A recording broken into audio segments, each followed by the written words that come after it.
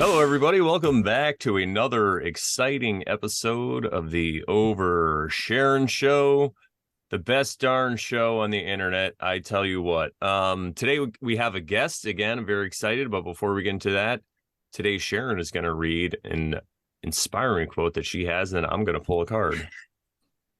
Well, actually, it's funny you say inspired because it's not a quote by anyone in particular. It's just one of those memes you see on places like Instagram, Telegram, blah, blah, blah.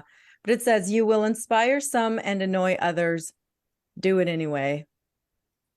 That's right. Very I inspiring. resonate with that. Yeah, exactly. And And go ahead. you'll pull a card, and I'm just going to tell Russ, our guest, quickly that he is Peacemaker near because his B actually turned into an N. That's not going to work. Can we change that? You can change that. What the Just heck? go into your settings. But if anybody wants to know, it's supposed to be Russ. Sorry, Peacemaker Bear. And we know that his name is Russ. How dare you use the N word, sir? I know. All right. Okay, So what we is got it? What does it be? the Seven of Wands. Yeah, this is what I'll do. I'll make Wands. I'll make this so everybody could see me, everybody. From your Seven. angel deck? Yeah, this is from the angel deck. Oops, I gotta pin this now. There we go. Seven of Wands. Oh, that's really cool. It's kind of like the Rider-Waite, but just even better. Because the Rider-Waite, I believe the guy's standing up on the hill and you see all the wands below, and he's just kind of standing there with his. This one, it looks like Joan of Arc or somebody with a sword, too. Ooh, good with a sword. I've been listening to a lot of Tolkien recently. The Silmarillion again. Yeah, he's like, he girt himself with a sword and went to the battle. He girt himself. It's a good word. We got to bring that one back. Yeah. I girt myself with a pistol. There it is. You fixed it, Russ. Isn't that something? Yeah. And you want to know how that happened? I had my son set up a Zoom so I could check the camera and make sure everything was working correctly. And I typed all that in because it asked me. Then I went out, and it must keep that or store that information. Because I told him, I'm like, I just typed it wrong. We'll just let it go though, so we can get this done. That's how that happened. So now I'm good, right? Yeah, you're good now. You changed the N word to a B word. How dare you? Damn, I have power. I love it. Oh, that's too funny. So today we have a guest. His name's Russ. He's Peacemaker Bear. And Russ and I actually met in person at the Beartaria Times National Festival on the weekend of Labor Day some months ago. And we were in the band together. And yeah, it was a really awesome time. And recently he's been on Pat Live podcast with Joe Gagan. And yeah, we wanted to have him on because he has a lot of things to say about breath work, breathing, very important topic, and some other topics that we want to talk about and just have fun. So welcome. Right on. Yeah. Thank you. Glad to be here. Looking forward to talking. Looking forward to chatting. And I don't have an agenda with breath work. I just really want to share what I've uncovered throughout, the last 35, 40 years of looking around this earth realm to see what's going on. I just, found a few secrets that are powerful, and breathing is one of them. Absolutely. Without a doubt. Amazing. Speaking of your journey, we'd love to hear about your spiritual journey, your path. Like, before the show, we were talking a little bit about where you've been, what you've done. You said you did some yoga. You took some students to Costa Rica multiple times. We talked about you and Topher Gardner having a lot of things in common. Yeah, I would love to hear about your spiritual journey and how it started. It's been fun. Women are basically the beginning of all that, right? My music career kind of, started because of women. Just, you want to learn how to play an instrument so you can impress that girl and get that girl type of thing. Well, same thing with massage. I got into massage because it was a great way to relax a situation when you're with somebody, a woman in my case. And so I just got used to, or I basically got used to understanding the value of the female. I'm drawing a blank. That energy from the female. I love that, getting that female energy surrounding me. And in the beginning of both of those endeavors in my life, that was a big part of it. But as I grew up and grew into everything, I sort of released all that shallow thought, and now it's healing. Now it's all about healing and sharing that touch and sharing the wisdoms that I've kind of come across in my search. But so that's how it all started. And I got into Reiki, went to all 3 levels of Reiki, and then into the teacher program in that situation. And that all just kind of led me down the line into a yoga environment. And once I got involved in yoga, within 30 days, I was in Mexico at a retreat, living the dream down there in the sunshine, practicing yoga and developing my practice. And at that point, I think we went to Tulum, Mexico quite a few times. And then it migrated into Costa Rica. So we got down into the mountains down there and just really enjoyed sharing with, I think, like at least 60 students every time we went down. So it was just a great atmosphere, great energy, like-minded people that, you can basically, I liken it to the community with bears. We all find that common ground in the bear community. Well, I had that same ground, common ground found down there in the yoga community and up here in the area where I got into yoga. It's that like-minded people. So it's a good group of people, and working with them all over the past 15, 16, 17 years, it sort of threw me into situations that I wasn't ready for, but you step in and give it a shot. I have some congas behind me.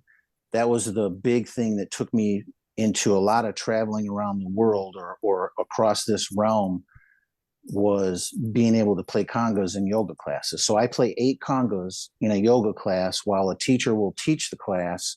And then, so I'll lay down rhythms and whatnot so that people can get into the class, and then usually hour and 15, hour and a half, as far as a length of a class. And then, but I'll drum, and then my vibe will go up and down with the teacher, depending on what he's doing in the class. So I can pretty much now, after I think probably 12 or 13 years of drumming in yoga classes, I can sit down with any teacher and connect to them and teach a class with them. And it's taken me around the world being able to do that. So I look forward to getting back into that quite a bit here in the future, for sure. Now that I've retired from the day job thing that I did for 25 years. Which we spoke about, right? Before. Yep. The automobile industry. I'll get into that too a little bit, but okay. Let's see. So between yoga and music, and then also a great group of people that I got involved with probably when I was 25 years old, 24, 25 years old, was the corporation Amway. I don't know if you guys have ever heard that phrase, Amway. My before. Parents were Amway people back in the day. Yeah, there's a lot of weird things that go on with that whole thought, the whole word of Amway, but I got in with a bunch of great people, and I'm of course not involved in it now, but that time frame, 4 or 5 years, I was able to travel around and see some of the greatest speakers in the world talk and share, because they brought in a lot of people to try to, uplift and energize the force of the Amway sales force. So that was kind of cool. And then, so between the spiritual community, the Amway community, and then the bands that I was in, a couple of bands, I was lucky to go into a couple of bands, and that was it. I stayed with those groups for my whole musical career playing live. So between those things, those three things, and then music, and then now stepping into the bear community. So this is like chapter 4 or 5 for me, hooking up with the community. And I am so excited to see what we do in the future together. Because, you know, a lot of the stuff I've done in the past is me and a teacher, or me, you know, it's a little different. This is a community of like-minded people that are extremely talented, and every turn we seem to run into gifted people, no matter whether it's in comedy or music or technology. It is a joy to see the level of talent involved in the group of people that I've been able to meet. I know you guys have met way more because people than I have, because you go to a lot of the bear meetups and whatnot. I've only been able to go to 1 or 2 of those, but I've been blessed to be able to hang out with BB up in Idaho and in Gig Harbor. And so that's been cool. So now, as I'm out of this automobile industry thing, I'm going to really focus on getting into, you know, hanging with the bears, so to speak. I love that thought, hanging with the bears. Nice. But that's about it in a nutshell, kind of quickly and briefly, you know, how I've gotten to where I've gotten in the industry, in healing, and what I'm doing now. And going forward, I certainly want to do as much body work as I possibly can, Reiki, and combine all that, because I'm currently working on clients and they're very happy with what I do.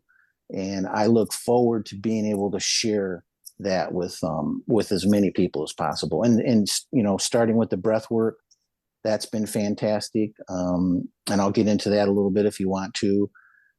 Yes, please tell us Well, about like before you do that though, I just want to interject. And I love what you said, definitely, because I feel like this community, and there's other communities I've been a part of, but for some reason this one just seems a little more tight knit. And I think it's because of the comedy. I think it's because it's based on comedy, and it's the smartest people that are getting the smartest jokes. It's like the smartest guy in the room is telling these jokes, and all the other smart people are like, oh yeah, I've been waiting for this. But what I wanted to do is back up a little bit, and because you mentioned getting into a lot of this to impress the ladies, and I'm not sure, you're probably not aware of my background at all, but I had a pretty I'll just say that I had crazy intimacy issues. That's what we say. And so I had a pretty crazy past. And then I came to this one point, probably in about 2016 or 17, no, 2015, 2016, where I had this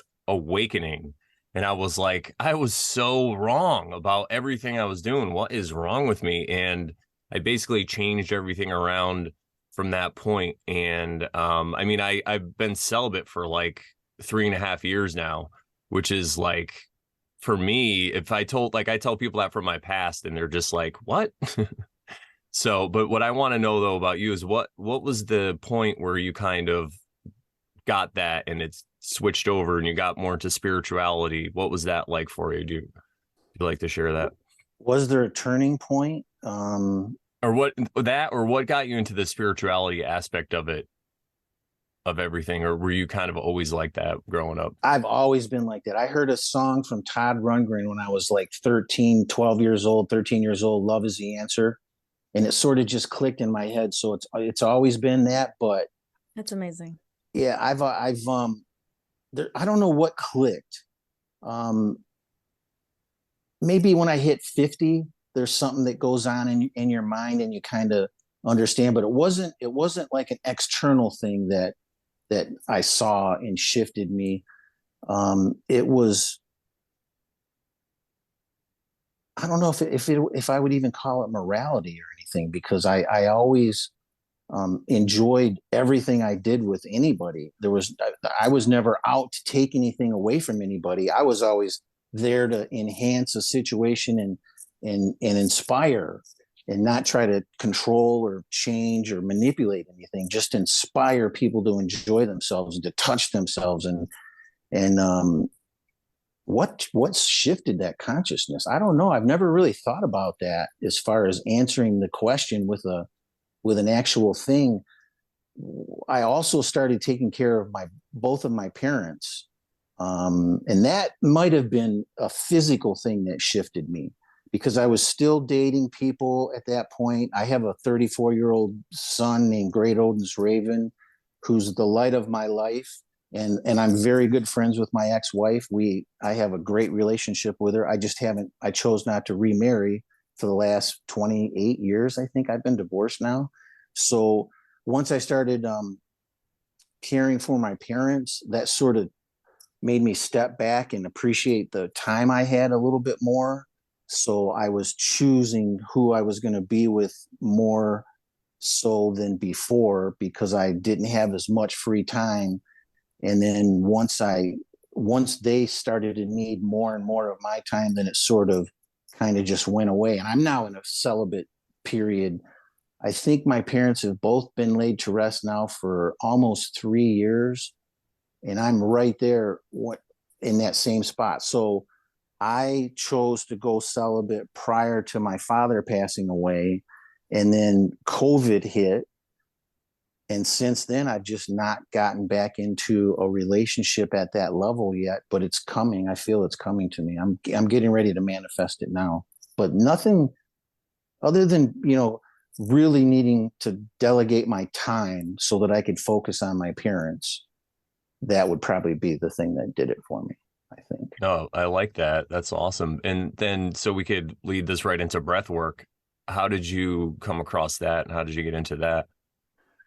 Well, breath work is yoga. I mean, I've been doing yoga.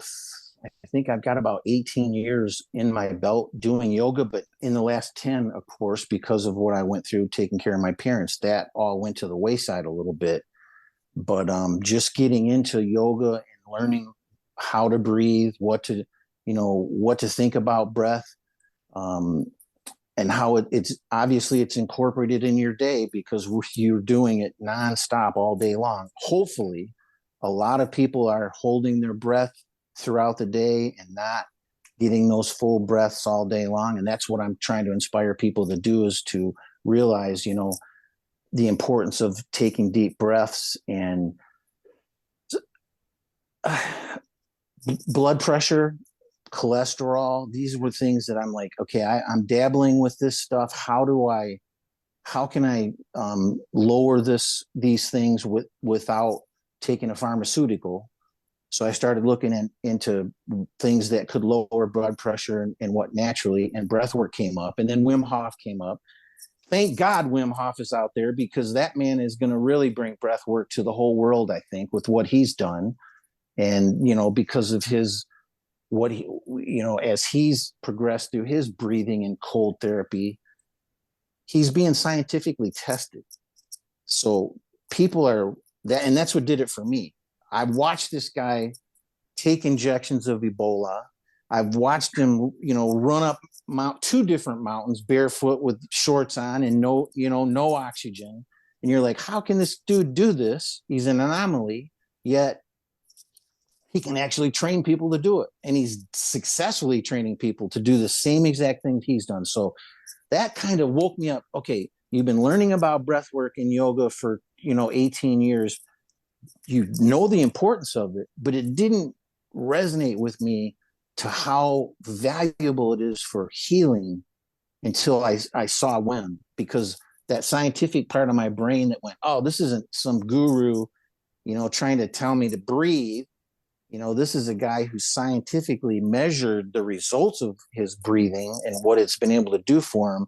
So it clicked that way. So seeing him tested scientifically probably is what clicked me into the power of the breath. And since then, 2.5 years, I've now got a real focused morning and night thing and where I'll spend 120 breaths in the morning, 120 breaths at night. Those are the ways I start and end my day. And so valuable, because it's now led to deep breathing all day long.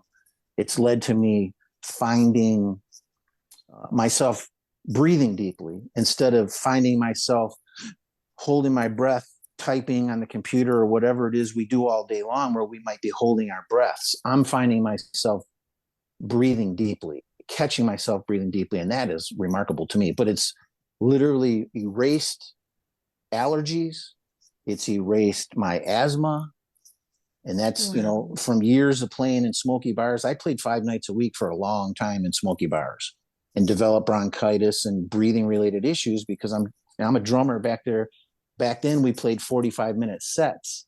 So I'm doing 4 45-minute sets every night in a smoke filled environment that would make most people sick just being in it for a minute. I'm actually doing a workout inside of it. So I developed issues, obviously, but because of the breath work and yoga, and then really applying Wim's techniques as far as breathing, that has been magical for me. And I want as many people as possible to understand what a focused breath can do to your well-being at the cellular level, at the soul level, the physical level, your skin, your organs. If you're oxygenating your body the proper way, it really does have a huge impact on your well-being. And I can't, you know, I'm not like Chris Gardner. What an amazing brain that dude has to remember all the things that he's been studying his whole life. But he has the ability to share such insight into the things that he's studied. I don't have that ability. I just want to inspire people to understand, you know, take 120 breaths in the morning. It can take you 5 minutes, or it can take you an hour, a half hour, whatever it is. Just spend that time developing that relationship with your breath and your body, and the results after 2.5 years, I can tell you, are magnificent. And I hope to live to be 180 years old. Is that going to happen? I don't know, but my intention is sure there to inspire me to understand the possibility of that. But with the breathing, I literally feel that can happen. I'm getting younger and younger every day. I don't feel like I'm getting older and older. I'm 59 years old. I don't feel like I'm getting older and older every day. That's Yeah. awesome. Yeah, you look great. You have a glow about you, definitely, compared to most people your age that I see. And I feel like I'm experiencing the same thing. I'm 46. I Nice. mean, I just started growing this out the last 2 years. I mean, you see a picture of me from 2019, you wouldn't even recognize me. I actually have to send a renewal for my pistol permit. And I'm like, man, I'm going to send them a picture of me. And they're just Who going to be like, dat? wait a minute, you need to come down here. Who dat? Who dat? Yeah, exactly. Yeah, that's great. I'm the opposite. I had long hair up until I was about 32 years old, just like that, middle of the back. And then I went into the car world and cut my hair off and got a day job and worked my ass off. So I appreciate your long hair, man. It looks great. I love it. Oh, thanks. I love it. And so when you're talking about doing breath, 120 breaths in the morning, what kind of breath and how do you do it? What's the technique? I would That like him to tell Oh, us, but go I ahead. wanted to interject a little bit too Please do. please. before he does. So I want to be grateful to you because Mhm. you have inspired me to think about breath when I am starting to feel a tickle in my throat or anything of the sort. And so I'll just tell you, this happened to me last week. So I went over to New Jersey to visit Cody and to be with him and friends and family in New Jersey for Thanksgiving. And he's in the middle of a remodel for his bathroom and his home. So we had to go to Home Depot sometimes, and there were some stressful times of like needing to find some things and running around and going, wait, what do we need? What is this? And like having to call the guy at the house and be like, wait, do you need this or do you need that? And it just started to get a little bit stressful, right? And plus it's cold, and we were starting to feel a little bit like we were almost going to be under the weather. Well, as we're there in Home Depot, I started to feel myself going, okay, my throat's not feeling so great. Like I didn't really sleep well because I was on a red eye and I just arrived and I'm tired. I don't feel so great. But I remembered breath. I remembered you, and I remembered that I needed to breathe. So as we're standing there a lot of stuff going on. I was just like, I need to breathe. And I didn't tell anybody I didn't tell them what I was doing. I just was like, hey, I did tell them though, like, let's kind of wrap this up because I'm not feeling so great. But at the same time, I was taking some deep breaths. And by the time we left Home Depot, I was feeling much better. And I literally all I did was just deepen my breath, just slow down and deepen my breath. And it literally is about not stressing, not letting a stressful situation get you to the point where you stop breathing or you or stifle your breath or like have short breaths, not so deep into your belly and stuff. So I can be a witness to that. And it was funny because throughout the week while I was there, like I would have moments where I'd be like, okay, I'm starting to feel the tickle in my throat again. And then I'd just be like, just breathe. You did it in Home Depot. You can do it again. Just breathe. Like you'll be fine. And I just kept doing it. And I never got sick while I was out there. Isn't that something? So I wonder if really just a few deep breaths can make anything go away in the initial stages. Wouldn't that be wonderful? I'm a testament to that. I firmly, what I'm experiencing the well-being of my body, and I'm not talking about just the lungs and the things that you would think, my joints, muscles, all of it seems to be reacting as a result of the focused breath work. So you doing it for a few minutes in a situation is wonderful. When you take that and put it into a focused situation where you're doing it, and now I'm like playing with it, I'm forcing the breath out to the point where there's nothing left in my body. And I got that from Joe Gagan, actually. Joe was telling me how he was doing an exercise where you inhale and then you exhale, but you fold over forward and just breathe out as much air as possible. And he was smelling smoke from those magic cigarettes he hasn't touched for 10 years doing that one move. So that was bizarre. When he said that to me, and it wasn't him, somebody else came in the room and said, are you smoking right now? And he's like, no, but he had just done that for the first time, expelled all of that energy out of his lungs as deeply as he possibly could. Can you imagine if that was actually stored for years in his system like that? That is insane. So that's just one thing. That's just one breath techniques. And you were asking Brandon about techniques and different. There's so many different ones. It doesn't really matter what you do. Like I'll do a 4-second inhale and a 4-second exhale. There's a 4-second inhale and a 6-second exhale. There's what we call fire breath, where you just do quick breaths like that. And then you can exhale, hold. So you exhale everything out and just hold that. So you're not inhaling, holding, you're exhaling, holding. So there's two different systems being worked when you do that. So you can inhale and hold your breath, and that activates a whole bunch of different systems in your body. And then if you exhale and hold your breath, it works on a whole different, area of systems within your body. So there's a whole lot of triggering breath work that you can do to activate anything. So what I suggest people to do is to just start looking into it.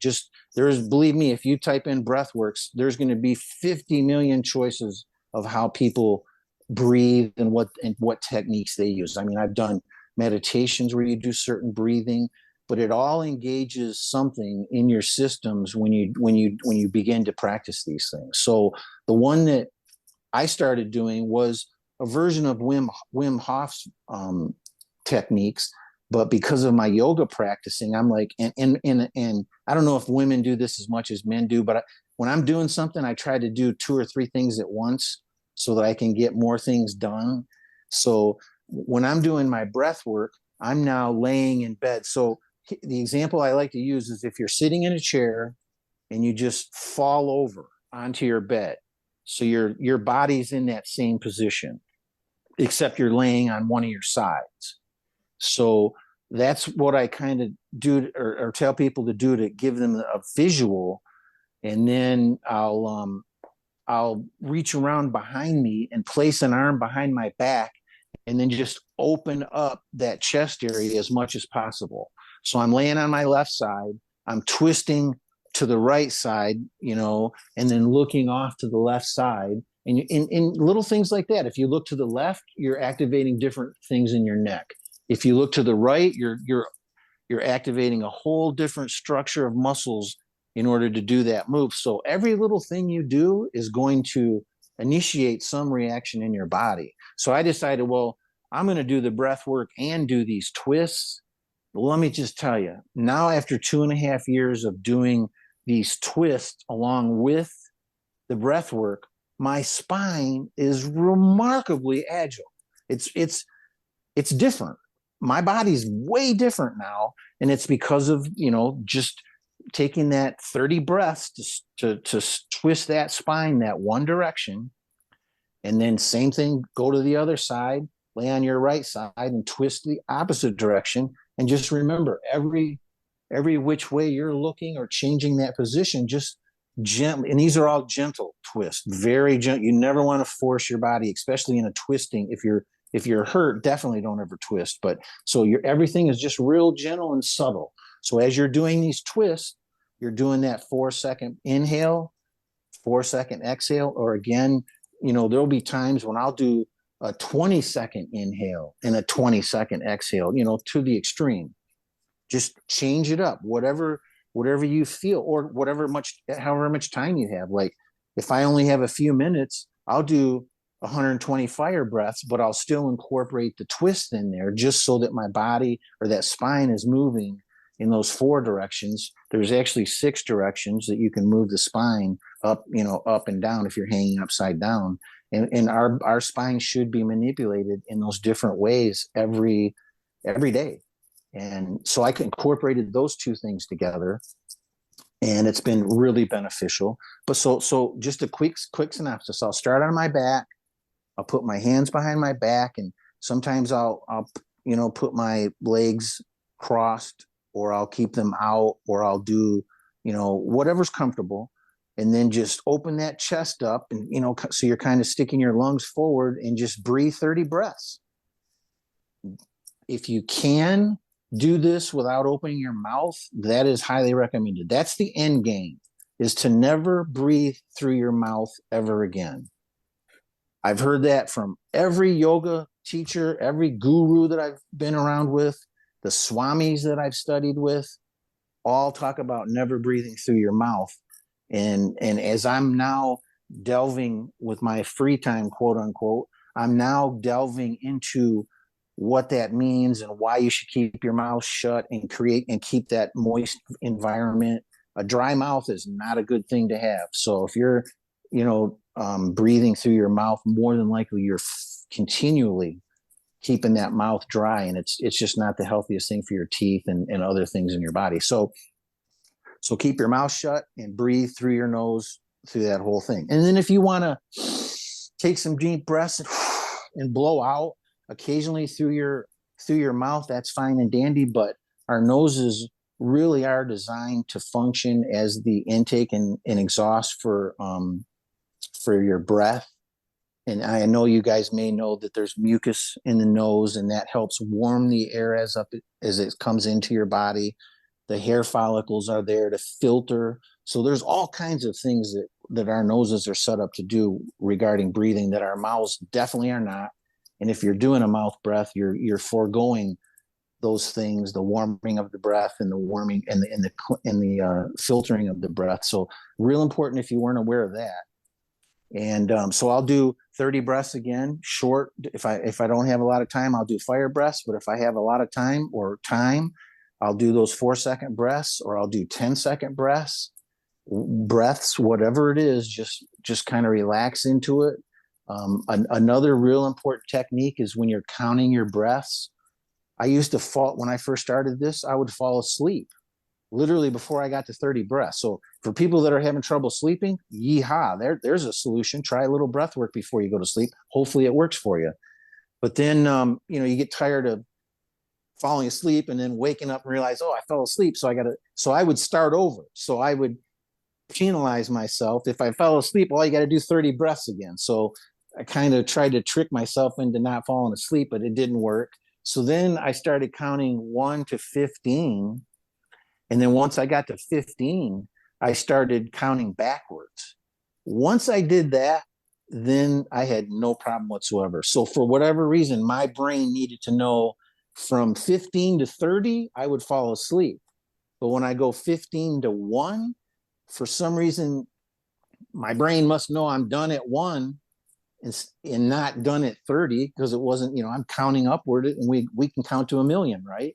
So automatically my brain would get to 1 every time. So that's the technique I now use. So that's an important thought. Count to 15 and then reverse the count and go backwards. And that might help you stay awake. So you do that on the back, you do it on the left side, do it on the right side, and then I'll flip over onto my stomach and I'll either do a child's pose. Do you guys know what that is?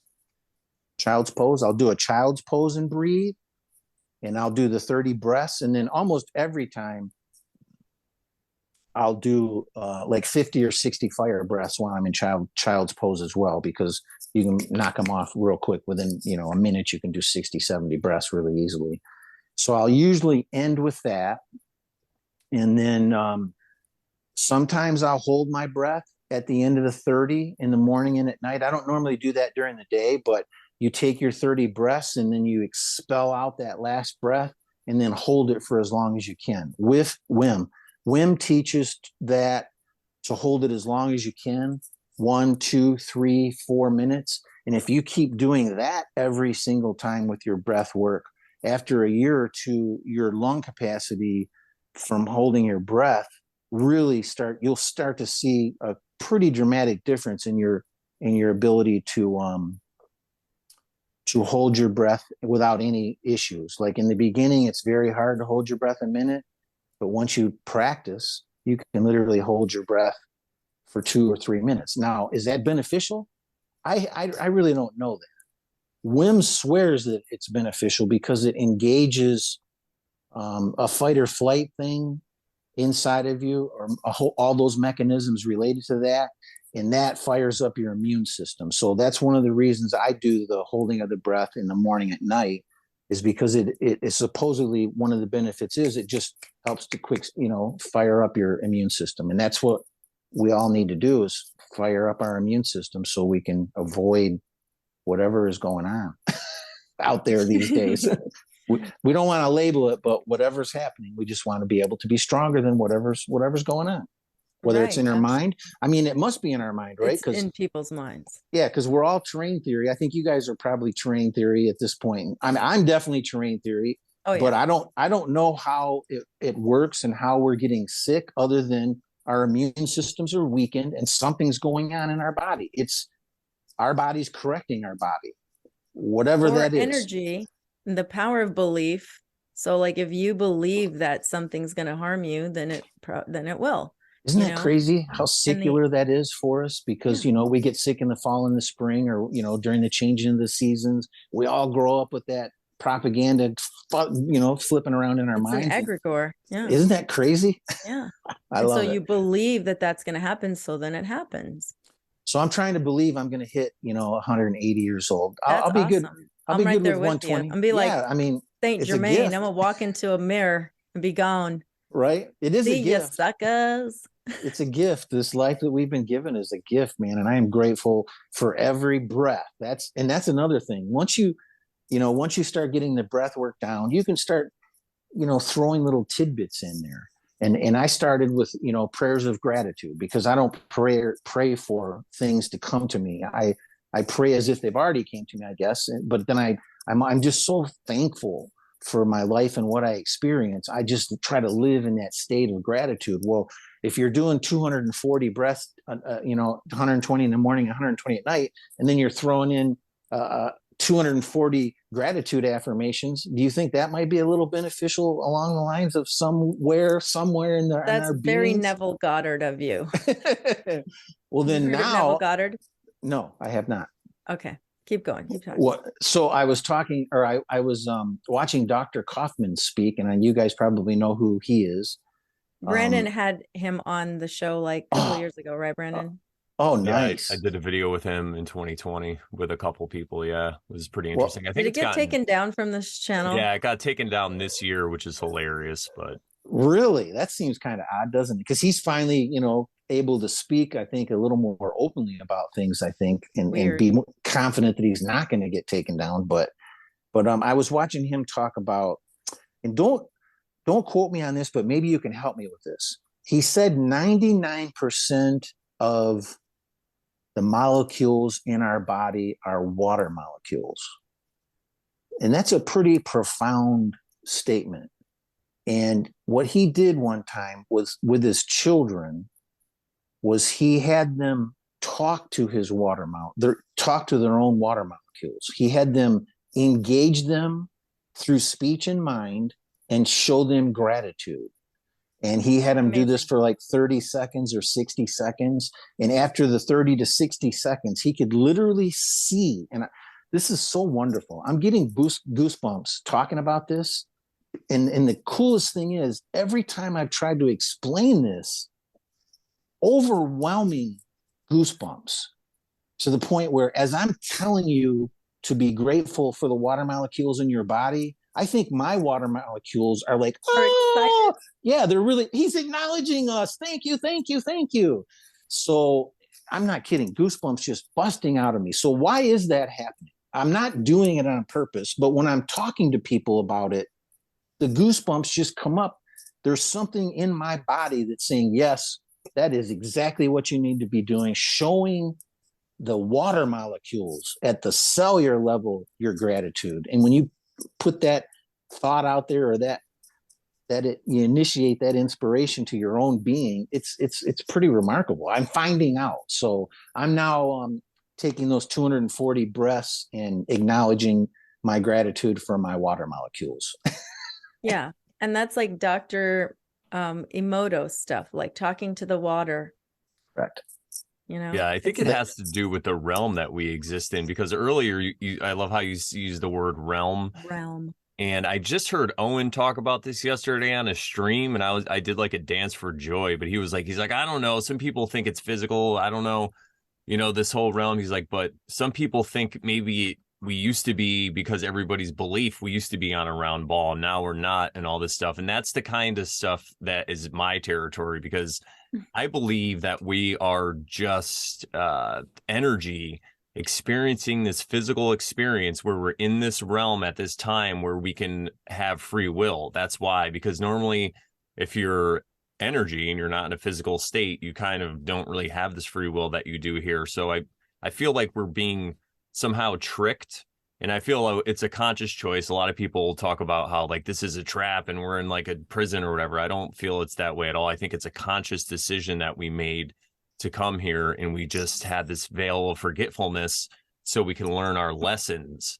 And yeah, I think you're right on board with that, because I don't see, if you zoom in, you see molecules or whatever it is, or atoms, and it's just energy. So that just leads me to believe that there is no physical. We just are being tricked into thinking that. And that doesn't mean that you could just go around and do whatever you want. Obviously, you still have to, I guess, do your dharma or do your purpose or whatever it is while you're here. But yeah, it just totally blows your mind. And as far as you getting goosebumps, I feel like that's because you're speaking this truth that hasn't really been spoken in a while, and you're kind of you're resonating with that frequency of truth, and your whole body is just like, yes, like you were saying, like the water molecules are like, finally somebody gets it.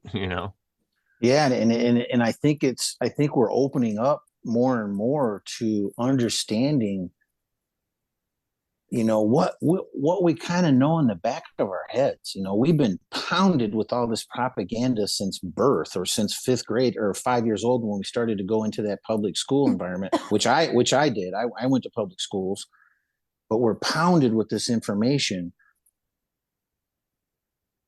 Wouldn't it be something if what they've done to, brainwash us into our present state is so wrong, that really, with just a little bit of focus, gratitude towards some cells in your body, you can literally turn your well-being around. Or with a little bit of breathing, you can literally turn your well-being around. Well, I 100% believe that, and I have lost 100% confidence in our traditional systems, whether it be the medical system or the entertainment world. It seems to be manipulated by something somewhere, and I think we all have that innate ability within us to heal ourselves without question. Probably anything that comes up, Absolutely. literally anything that comes up, to the Yeah, point where, go ahead. I was going to say, I agree 100%. I believe this realm functions on belief. And the thing is, you can use, so we'll use tarot cards, or like, I like to use this as an example, right? It's just a crystal skull with a little crow on top, a little bit of peach moonstone. And I feel like this could be a totem, or what's the other word that I like to use? Talisman for my belief. So if I focus my belief on it, then that's what's going to work, because I actually believe it. So you can't just be like, oh, I believe I'm going to be fine. I mean, maybe you can get to a point where it's that, but I think there's all these other ways, like, people use breath work. Some people use like essential oils. Some people use mushrooms or whatever it is, different things. But I think as long as you can focus your belief on that, or you believe it's going to work, then it will work 100%. And the other thing I wanted to say too is I feel as we heal ourselves, quote unquote, and we start to vibrate on a different level, we affect everybody around us. And I think it affects the entire collective consciousness. Because another thing I like to always bring up is people like us who see through a lot of stuff, right? We call other people normies, right? We're like, oh, look at these normies, they're so silly. But what we don't realize is we're all connected to, in this whole collective consciousness. We all share this. So we have these blind spots that we're not even aware of as a society, right? So we're them. So we might, I'm not saying all of us, but we might point the finger at them and say they're the ones that, oh, if it wasn't for them and all this stuff. But it's like, no, that's part of us, that's still our collective consciousness. So the only And way we were there at one point. What's that? Like, Oh, we were there at one point. Yeah, even we if were. it wasn't this lifetime, it could have been lifetimes ago. Oh yeah, totally. We were totally there. So I feel like if you look at the collective consciousness, or just all men and women in general, I feel like we're on this journey to raise consciousness, and some of us are just a little higher than others. And the way I like to put it is, if it's like a snake, maybe we're at the head, or like at the, well, I guess the snake is all neck, right? But like we're like toward the beginning of the snake, but the snake's moving up, and then the tail is like maybe the normies or whatever, and we're just like yelling. And I feel like that is, I mean, symbols can mean so many things, but when you see the symbol of the snake and the eating its own tail, The Ouroboros. I feel like that's what it is. If you start to point and get mad and stuff at the normies, or the regular society, it's like you're just eating your tail instead of moving up. You're just chasing your tail like a dog.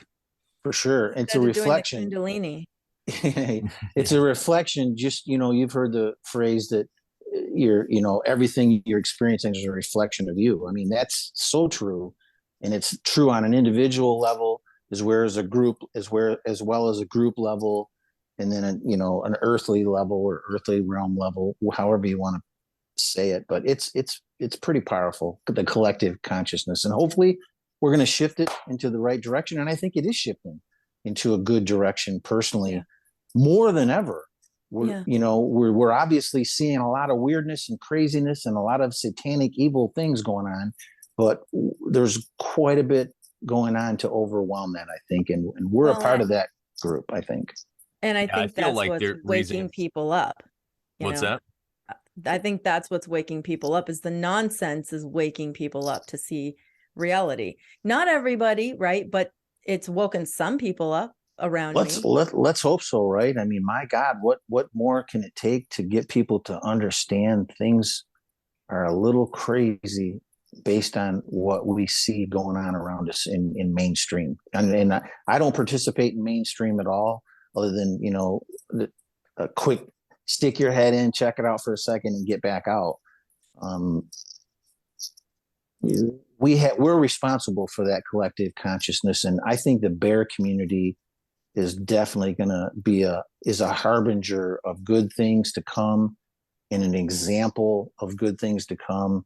And by us all participating together, Sharon, how wonderful was it to not have BB there, yet to have that group of people just gather and enjoy themselves through the rain and the mud, to just, without that symbol of BB or we just did so much without him being there.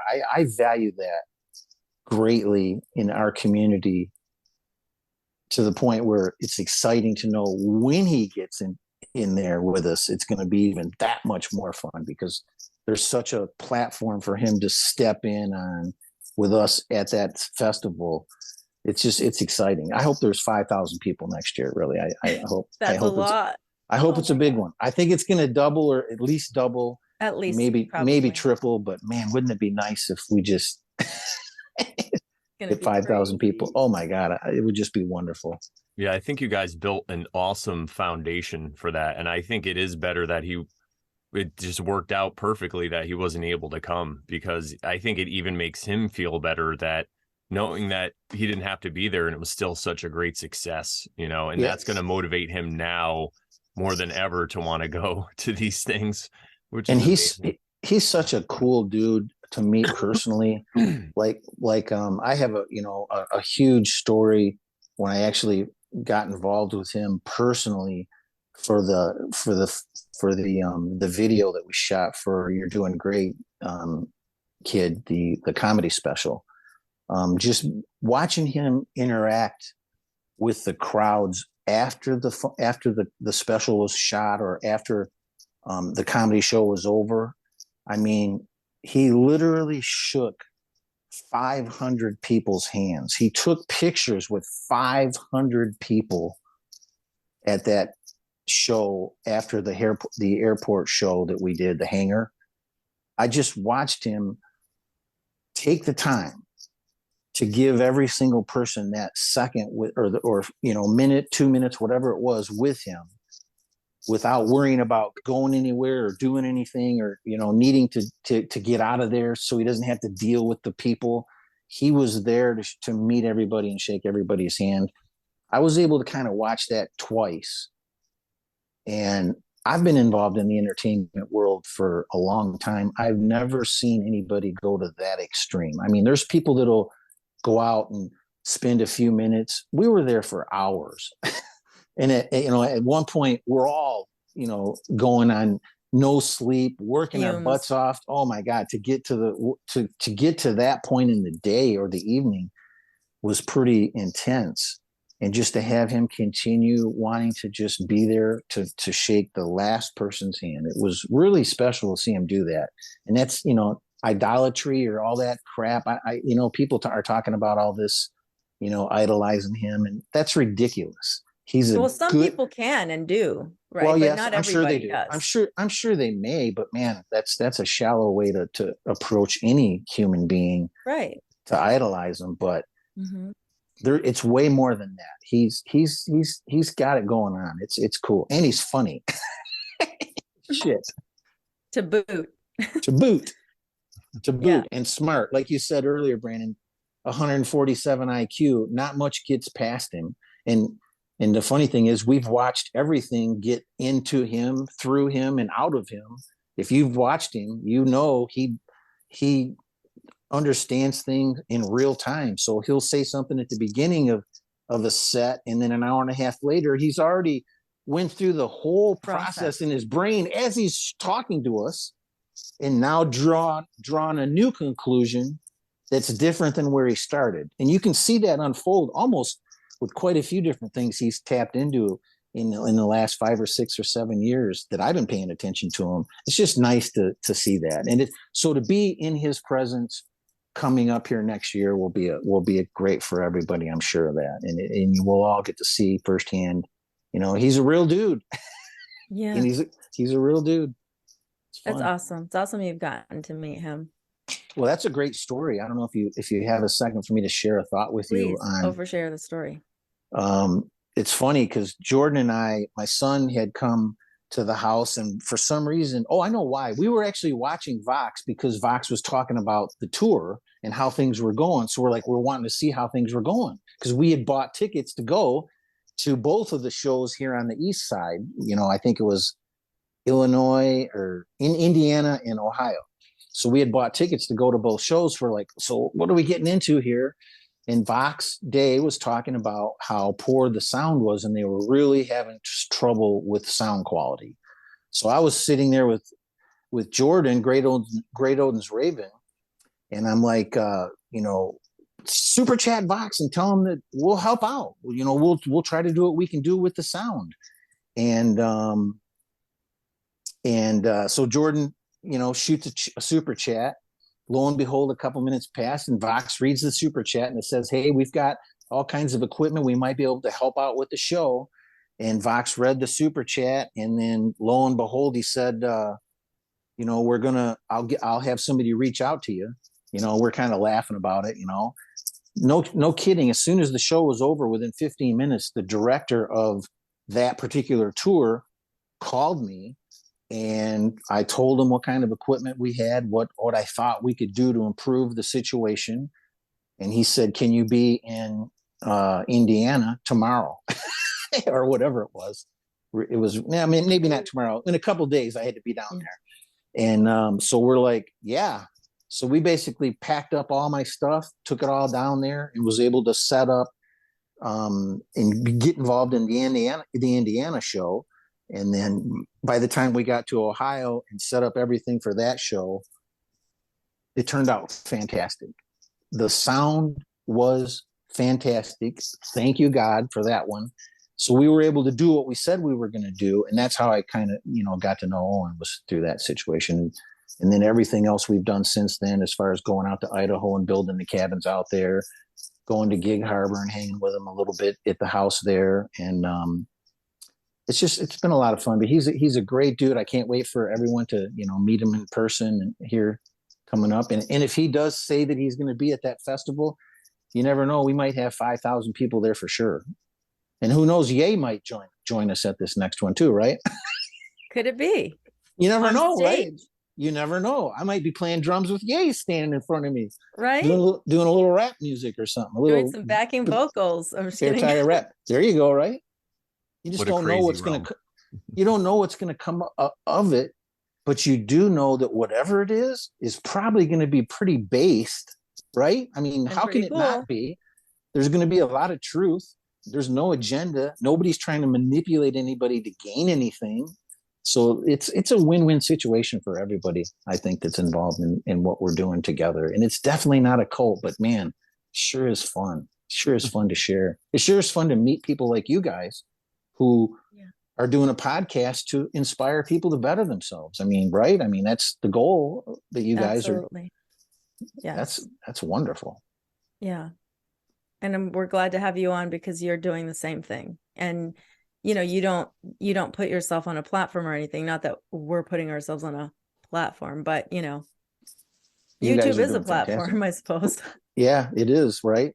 And, I've never really talked about all this stuff. So if I sound like in the beginning of our conversation that I didn't know what the hell I was talking about, it's because I've never really expressed most of these thoughts aloud.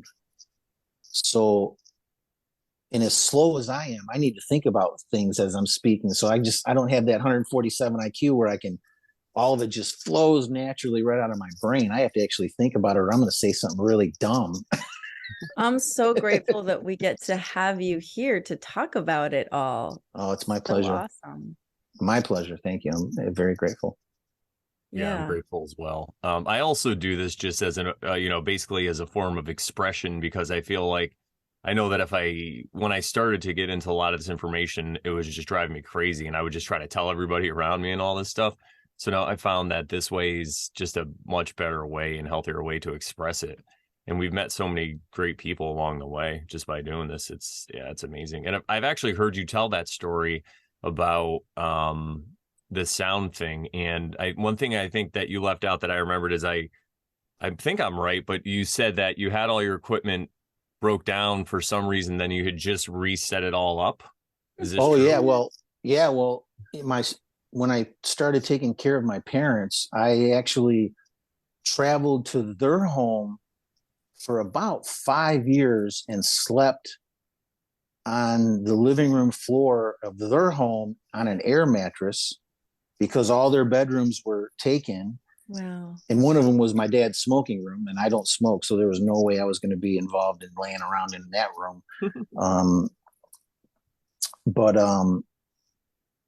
so that was a 45-minute drive only because I wanted them to be able to stay in their home for the last few years of their life versus, bringing them to my house or putting them. Never would I ever put them anywhere. Thank God I had the ability to not do that. But I, at that point, brought them to my house because they both got too ill. My mom got too ill for me to go back and forth. It was just way too hard on me because I was still doing a 10-hour day plus the 2-hour drive and taking care of them and making their meals.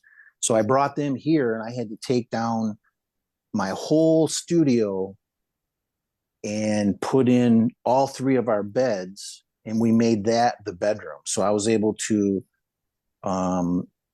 provide them a safe place with me being able to stay in the same room with them. So it worked out perfectly, but I had to give up my studio for 2 years. And I'm not that's funny that you say that. I literally within the 24 to 48 hours had gotten everything set back up and was so happy that my room was back finally and I'm going to be able to jam. And then we had to tear everything down that day. The next day I was tearing everything back down. So it was funny, ironic, might piss some people off, right? But I just figured it's just we're experiencing all this for the sheer simple fact that I want to inspire, and I'm going to do whatever it takes. I don't care what it is. I'm going to be a part of inspiring people. And the Bear community is a wonderful group to get involved with to inspire. And I really, the levels of talent that are unfolding and coming before me, it's amazing how talented the people that we associate with in this community are. There's some from music to writing to being able to podcast. Anchor Bear with everything he's doing to help Pat, and it's pretty amazing. There's a lot of intelligentsia in the group that we're involved with, and it's such a joy to share that with everyone. Yeah. Well, you were living in the present moment, you weren't letting things bother you and annoy you. You just said, hey, today's the day I need to move this stuff and we're going to go have some more fun. And I mean, you did it for the national festival as well. Yep. And I didn't realize until like that someone had said, this is so-and-so stuff. All the stuff on the stage is all so-and-so stuff. And at the time, I didn't really know. And then by the end of on the end of the last day, you guys were packing it all up into your trailer. And I'm like, oh, wow, this is a lot. It's a lot of work.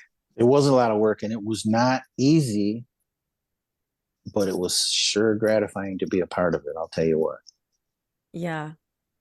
Well, I'd love to help you set up and break down next year because my life is setting up and breaking down as a wedding DJ like 2-3 times a week. So right. And that's I'm good a great with cables and speakers and all that stuff. Yeah. I know how to wrap a cable. That's a great value being a wedding DJ because when I got married, that was one of the highlights of the wedding was the way the DJ presented himself, or actually it was a husband and wife team, in the way they present the couple to the audience or to their people. I mean, it's just there's such a level of importance in there. I mean, that's a great thing to be involved in, and you get to spin music. Yeah, it's a lot of fun. I just did a wedding the night before Thanksgiving, and I'll just say it was a bike thief couple. They were really nice though, but they were definitely a little on the hood side, which is great because where they're from. So as I was lining up the bridal party, the bride and groom were coming in from upstairs, but the bridal party was all downstairs, and the maid of honor and the best man is like, you got to hype it up for us. He's like, you got to get it crazy. You got to really get them going. So I just like went nuts, and they came out and they were so happy. So yeah, it is what's the word I'm looking for? It does Gratifying matter. experience. Yeah, when you get that energy going and you could feel the room and you get them going. Yeah, it's a lot of Yeah, fun. I'm getting the goosebumps again because it's reminding me of that moment. I mean, when they presented us to my family and friends, it was quite an experience. You know, obviously I've only done it once, and I hope to do it one day again, I guess. But it's just it's a valuable thing that you do, man. You're sharing those folks with their family for the first time as a married couple, and it's important. And I know that you think you understand that, and going forward, even more so, you're going to understand how important that initial moment was. I'll never forget it.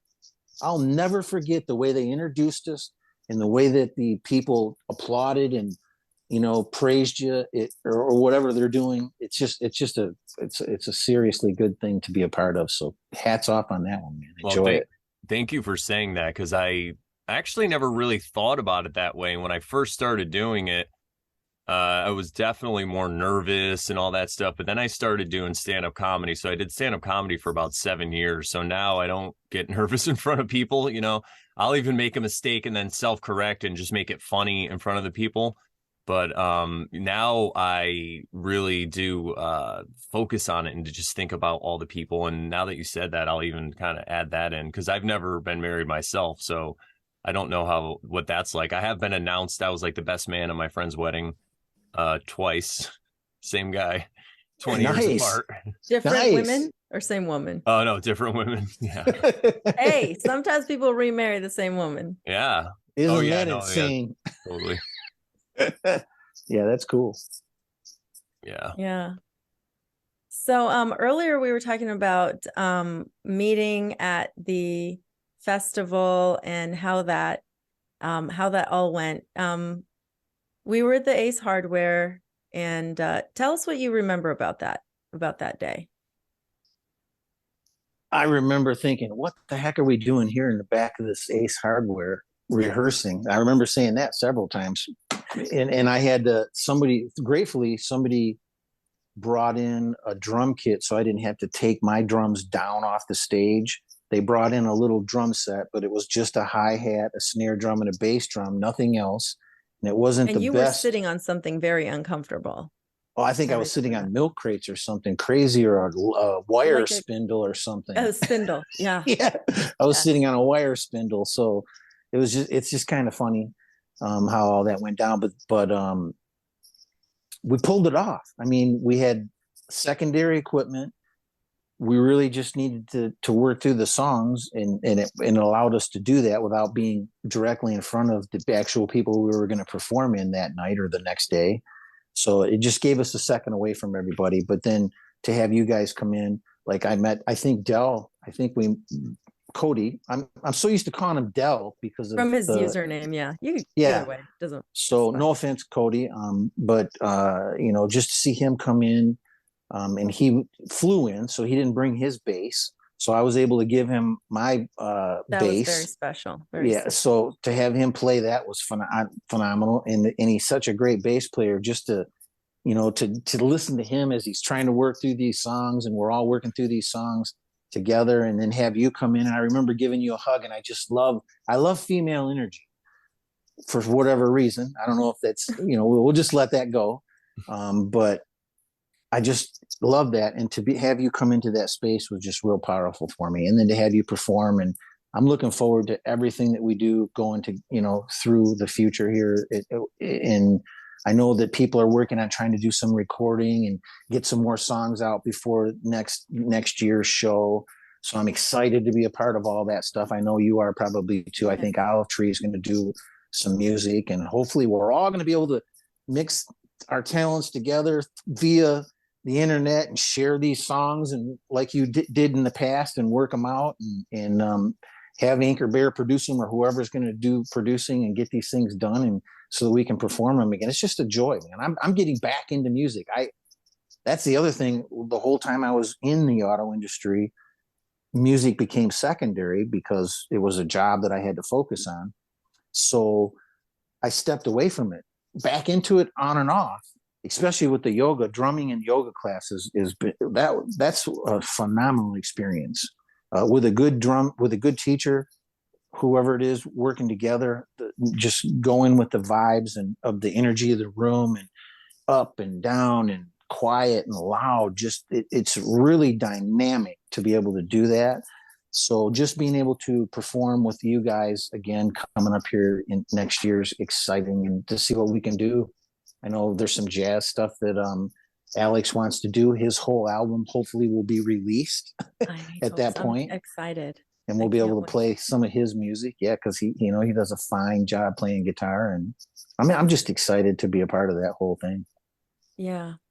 Did I answer the question? Well, I don't even remember what you asked me. I think so. Yeah. I remember at some point, you kept getting off that spindle and going like, I need to stretch my back. Like I need to do some, and you were like, I don't know what you did, but you went and brought your foam roller, and you were like on the floor of this Ace Hardware, and you're like rolling on it, and I said something to you like about breath or breathing or something, and you're like, I'm going to talk about that to this festival. I'm going to talk about that and I didn't realize you were one of the speakers. Like I didn't make these connections. Like I had kind of browsed through the like guest list, the guest speakers, but like I didn't know you yet at the time. Like I knew Christopher Gardner, I knew of him, I knew of these other people, but I didn't know you, and I didn't connect that you were the same guy that was the drummer in the band that I'm singing. It was just like, so like when you said that, I didn't make the connection that was you, but you're like, so you like were like, you're like, you knew, like we almost like knew that there was like, we had this level of like knowing of like, we were on the same kind of wavelength of like thought process. So that was really cool. Yeah. Indeed. Very cool. Yeah. Lots of fun, man. Lots of fun. Totally. And then Cod came in with his little chopper drone thing. Yeah, the drone thing, and the drone is flying around amongst us as we're trying to do this little rehearsal thing. And yeah, it was fun. It was a lot of fun. Yeah. Something I wanted to go back to that you were talking about Joe Gagan and him like breathing out, and what you were talking about when you said he smelled something, from back when he used to smoke or whatever, right? Mm-hmm. I didn't gather that was like, I didn't realize that you were talking about he actually smelled it. Someone else came in the room. Someone else smelled it too, right? And smelled it. That's insane. Okay. But what I thought you meant was that he had like a light psychedelic experience. And I was going to tell you about something that happened to me kind of similarly. So in previous episodes, we've talked about mushrooms and things like that and having psychedelic experiences. And Brandon and I and some friends, when we were in Sedona, we did some of that, and we had a very, very cool experience. Allegedly. No, allegedly. Yeah, could it be? Right. And so and I had tried it before that too, and since then I tried it a little bit more, but not a lot, just I think I've done it 4 times. And each time has been different and under different circumstances. But so just that's the background to say, like, I know what that feels like. And a month or two ago, I went to this event. It's not like, it's at a new gym that opened up, and they had this night where this guy was gonna lead breath work, and I had like a free pass to go, so I went, and he led us through these breathing exercises. So we were lying down, he was playing music, and he was guiding us through these breathing exercises for like a whole hour. Nice. And he would take us through it. It was kind of Wim Hof like, I actually thought about you and all these other things related to breath work. And but as we're going through that, and as we get deeper into the breath work, I'm feeling like I'm beginning to have one of those experiences. And it was all through breathing. Like I hadn't drank anything. I hadn't taken anything, nothing. I was just totally myself. And doing this breath work totally brought me to a place where I was like borderline feeling like I was having I was entering into a psychedelic experience. So like, can you imagine continuing to do that and actually getting to that point? And it made me think of, I've heard that your body produces DMT on its own, and that your lungs produce the most of all the organs in your body. They produce the most DMT. So I just thought to myself, could it be that during that breath work, it triggered the production or the creation of some of that DMT and created some of that light experience of, psychedelic experience? DMT and GHB. The other Okay. one, the body also creates that on its own as well. So it could have been one or the other or a combination of both. But it's coincident that I am actually looking into psychedelics as a tool myself, but I don't foresee myself doing it, but you never know what'll happen. I'm not going to say no to anything, but a lot of the things that I'm researching, the teachers are saying that you can create the same exact experience that you get on a mushroom or a psychedelic without that psychedelic. You literally just said exactly that. So there is definitely some truth to being able to get there without it. And obviously, if you're taking that kind of stuff, and you can definitely get to that point for sure. But I think we can do the same thing without it. And it's wonderful. I believe that's the goal of most breath work, is to get you to a place where you can, open up and go into that. I don't like to use Einstein as an example for anything because of all the crap with that dude. But he did talk about being in that imagined state or dream state. And that's when everything flowed into him. So he was probably able to access that state through breath work or some type of meditation. Who knows? Maybe the dude was doing psychedelics to get there first and then realize, oh my God, I can do this. So I think there's definitely a lot of literature and voice out there that talks about what you just said. And that's inspiring. So good for you to be able to get there without it. But with or without it, it's who cares, right? I mean, I haven't done mushrooms for about 20 years. Great experience the last time I did them. If I was in an environment where I could do them again, I certainly wouldn't not do mushrooms, especially mushrooms. I think there's not anything wrong with mushrooms at all. Right. Unless you do, 5 grams of penis envy, then you might be in trouble. Yeah. I don't remember I don't even know what the dosage we did. If you ever do mushrooms and somebody says it's penis envy, just remember to do half of whatever they're telling you to do, unless they're being conscious, because that's a pretty dangerous one from what I've been understanding. Penis envy. And you're not going to forget the name of that one either. Right. Yeah. Kind of sticks out there. Yeah.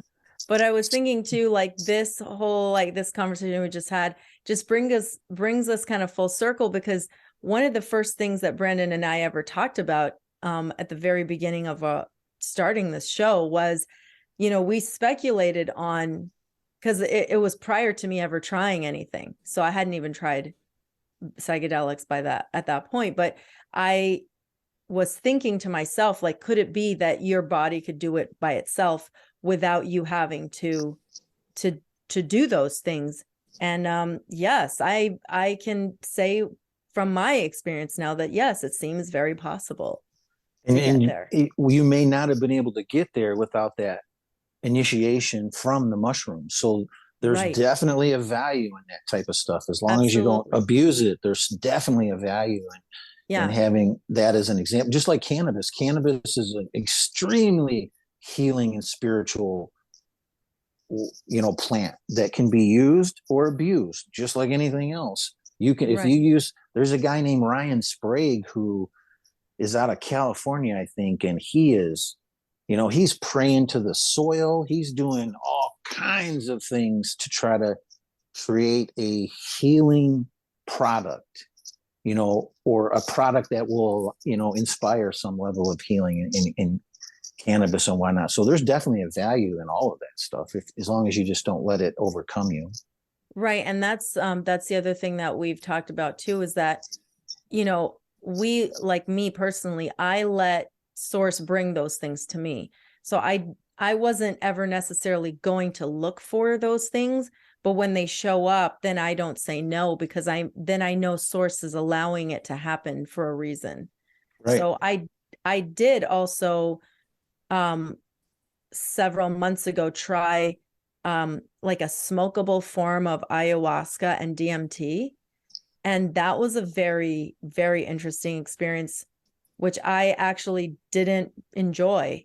And so to me, it's like, if I compare mushrooms with that, I would never do that again. I would do mushrooms again, because that was just, it wasn't my medicine. It was weird.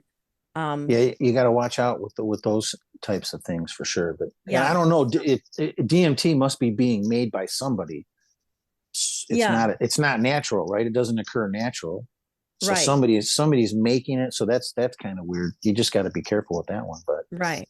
Well, I guess if you do ayahuasca in a tea form, there's a natural way to do it. I've never done it myself. And I always tell people we don't recommend anything on this show. We just talk about our own experiences. But I have heard Christopher Gardner recently talk about peyote. I think when he was talking to Owen. Did you hear about this, Sharon? No. And he was saying how somebody he knew, I think they almost cut off their hand or their foot or something crazy, and they just wrapped it up and they just took a bunch of peyote and it basically just healed itself within I don't know, a day or something crazy like that. Amazing. Yeah, I got to look further into that. If we ever get to talk to Gardner, when we do, I'm going to totally ask him more about that. Well, here's something then. I read, when I first did my first teacher training for yoga 18 years ago, one of the books we had to read, and I don't recall the name of the book or too much information, but it talked about one of the examples in the book was a boy that lived in the desert with his parents. His friends and play toys were the salamanders. And so for the first 7 years of his life, this kid watched all these lizards and salamanders lose an arm and regrow it, lose a tail, regrow it, or whatever they do. So the kid actually almost knocked everything down. The kid actually lost an arm and regrew it because he knew nothing else other than everything he saw living was doing that. He knew it was possible. Yeah, isn't that weird? I don't know if that's true. Technology of belief. I'm telling you. I'm with you. And that's what that was meant to inspire us to just believe in ourselves, and whatever you believe in is going to manifest. But absolutely. I always thought, what a great story. Yeah. If it was true, but who knows? These days it probably was, right? All the crap that's unfolding around us spiritually and in the coming from the ethers and demons, and I knew you were going to say ethers because I was going to say it. Yeah, we just don't know what's going on, man. So how can you judge anything really that's coming at us these days? I mean, Sasquatch, what is going on with all that's a big deal. There's thousands of people that have witnessed Sasquatch in the woods, credible people. There's DNA, and yet it's being denied at every turn for some reason. So you guys know there's so much going on that we need to be able to discern through, and it all starts with that breath work, man. Oh yeah. Did you ever see the movie Swamp Thing from the 80s? You remember that movie? Oh yeah. And when he regrew his arm? Oh, I don't remember that. Yeah, there was a part where he had his arm chopped off, and I think it was the sunlight or whatever came, and there was this whole scene where he regrew his arm. And I was speaking about that recently with a friend, and we were saying, I wonder if that's really possible. And I was like, remember Swamp Thing? And then last week we kind of talked about that a little bit with Rose 777. We were kind of wondering if that was something that's possible too. So it's definitely out there, in the ether. So I feel like, why not, right?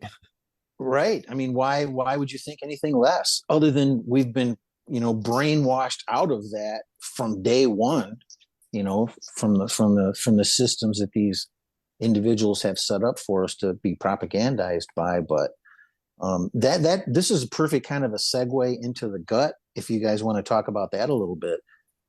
the gut Yeah, we health. can. Yeah. For sure. If you have a minute, I mean, do we still want to Yeah. talk? We Yeah. Because can. that's go ahead. Before you do, I would like to talk a little bit about, because it triggered my memory when you said, and it all goes back to breathing, triggered my memory of me being under the influence of mushrooms back in Sedona. So Brandon can attest to this. While I was under the influence of that, I had my eyes closed, and I kept telling them, I was like, I keep forgetting to breathe. Like I have to remind myself to breathe, because in my experience, I was in another realm. This physicality was in this realm, and I was in another realm. In that other realm, I didn't need to breathe. So in this realm, I had to remind myself to keep breathing.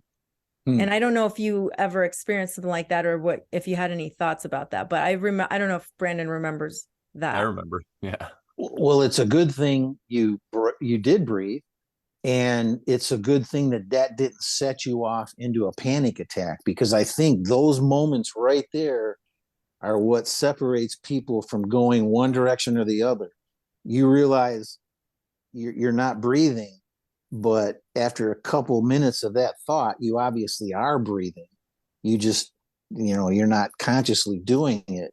But I think that's the point where people go the good way or the bad way, depending on what type of thing that whatever they're doing. So I don't know.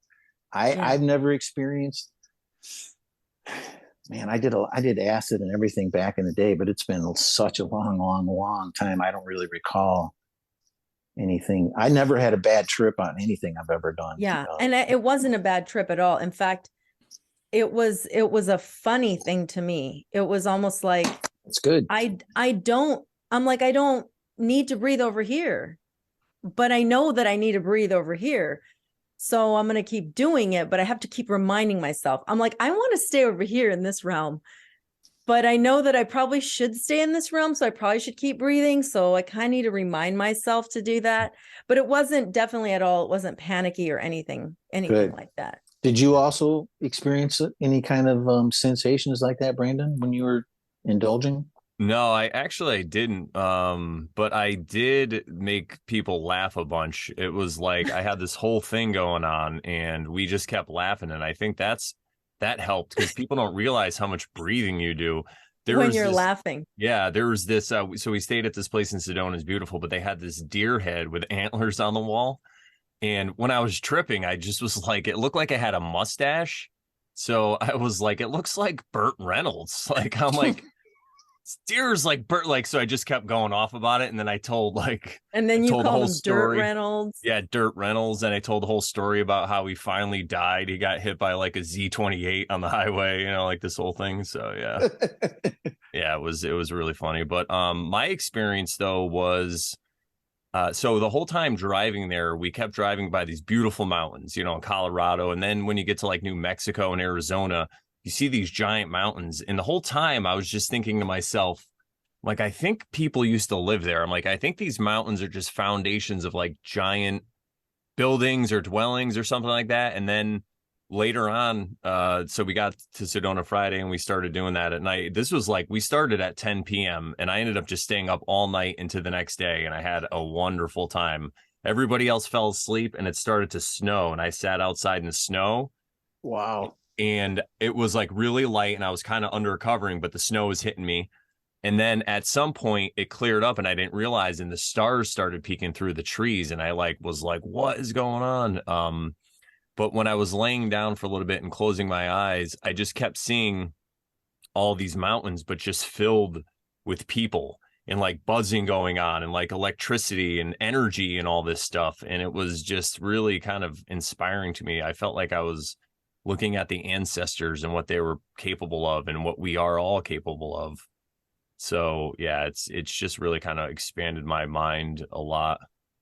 Isn't that crazy? So it might have been ancestors, but it might also be something that's going on right now. 100%. Future? We don't.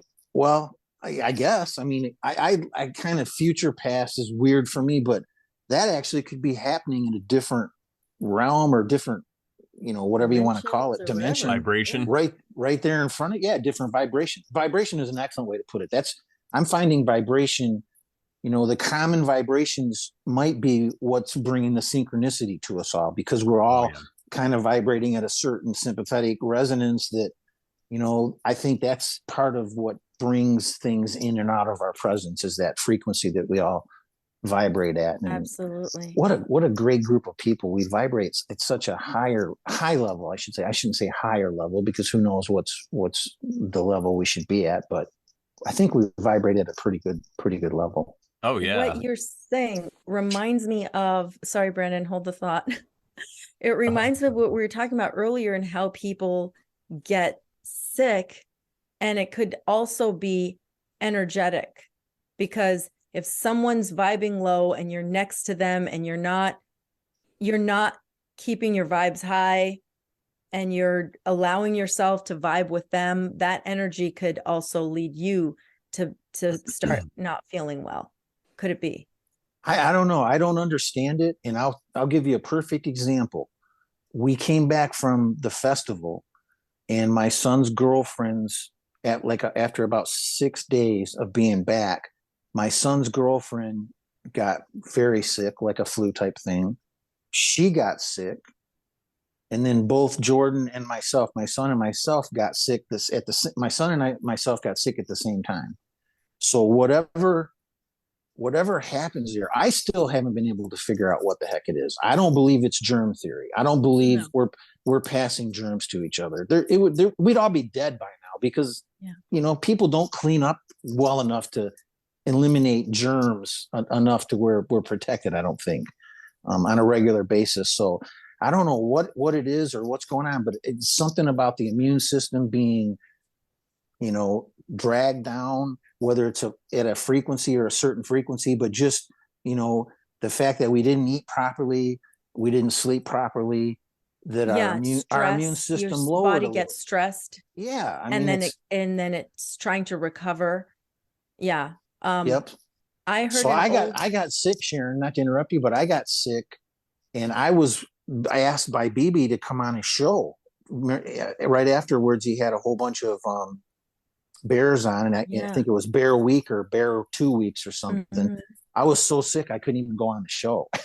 At that point, I had a ice thing on my head to try to keep my fever down, because I don't like doing Tylenol and all that kind of stuff. So I was doing different things to try to get myself well, and I just couldn't imagine sitting in front of this phone talking to BB with my brain the way it was. Whatever got to me really messed me up pretty good.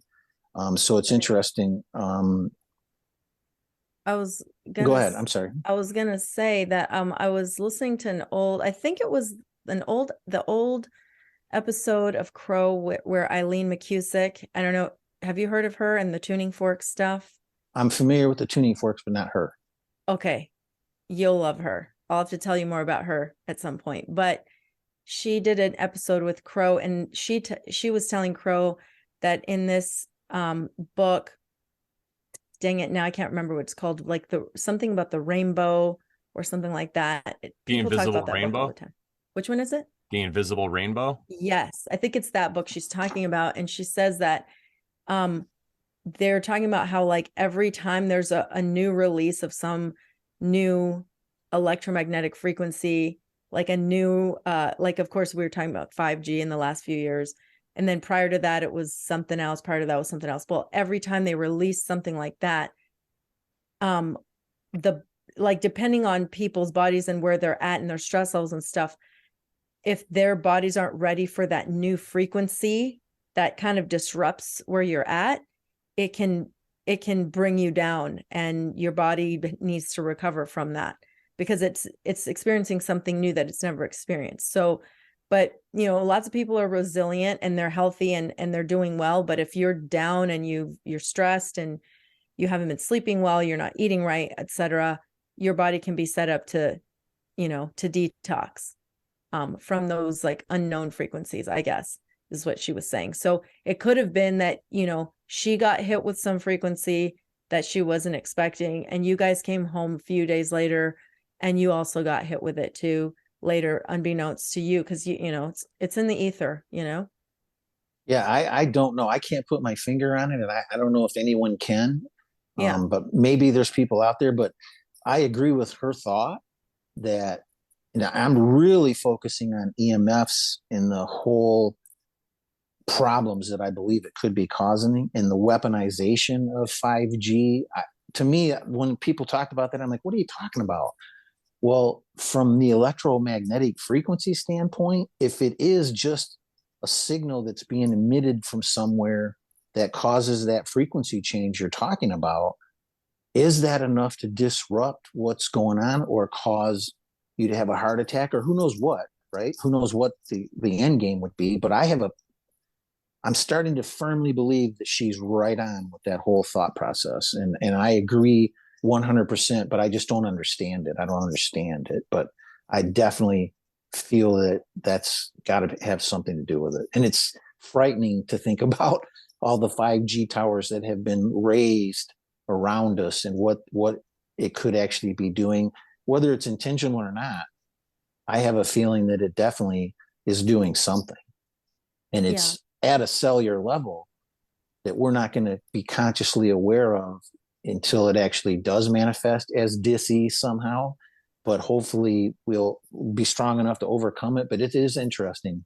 If they're playing the game at that level with us, it's going to be hard to fight these people off. That's for sure. Well, again, I think it goes back to the technology of belief, you know, and if you know, because you for the last few years, ever since the nonsense began, they've been talking. I remember this late 2019, early 2020, them already talking about these towers going up, and it, you know, could it be that that was like also an egregore set up to scare people? And if you believe that it's going to bother you, then you know, then it will. You know, if you believe Wi-Fi is going to bother you, then it will. I don't know. I hope it's that simple. I hope it's that simple with the Wi-Fi, because I just turned off and decided to not allow any of that into my sleeping room anymore. I'm getting it all out of my sleeping room for the next I started this last night. For the next 7 days, I'm going without any electronic equipment. And I have a laptop, an iPad, the phone, the whole 9 yards, the Wi-Fi, all of it coming right on top of me, right through my whole bedroom area. So I'm doing a little experiment to see if actually taking that stuff out of the room after 7 days will allow me to sleep better. I mean, I sleep 5 to 6 hours a night. I sleep well. I just want to sleep better. So I hope you're right that with belief and intention, we can overcome it. And I'm sure that's the case. Yeah. But we just have to be Especially aware of it. the gratitude that you give to your body every day, that you especially do. This kind of ties in what I wanted to say earlier. I feel like when stuff like this happens, you know, okay, so let's back up like a million steps, right? God is creating all of this to happen, right? So anything that happens to you, it's all part of the plan of God, the creator, the all source, however you know, we like to make it for every audience. Branch out.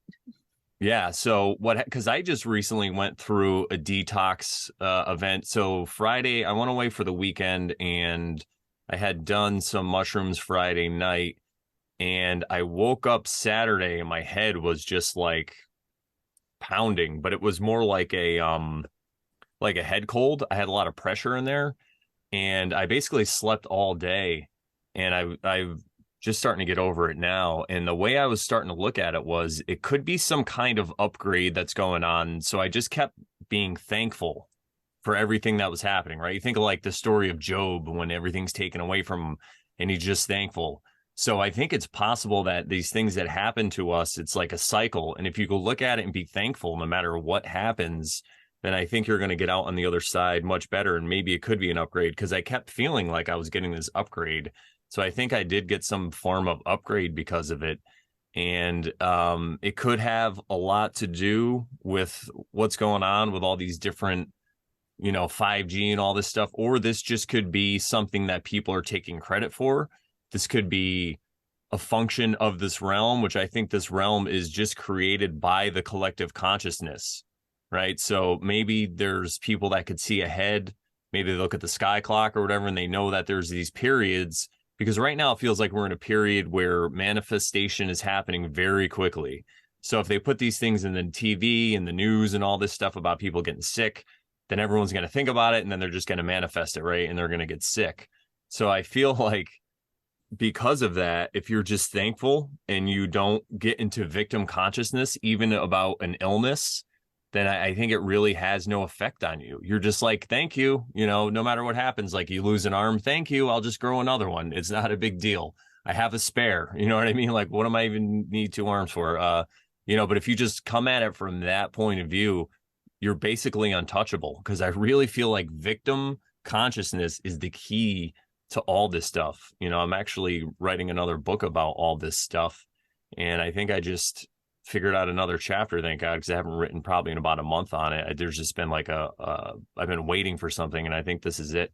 But I think if you can learn to be thankful no matter what happens, you're on that vibration where then nothing is going to touch you. Because think about what happens when most people get sick. They're like, oh, not again, oh, here we go. Oh, I got stuff to do. I can't do this, like, oh, I want to do something with BB and now I'm sick, But if you look at it as from a place of thankfulness, and no matter what it is, and what a lot of times I tell people, and people that watch the show are familiar, I'm always like, well, you did want to do this one thing, but what if you did get to do that?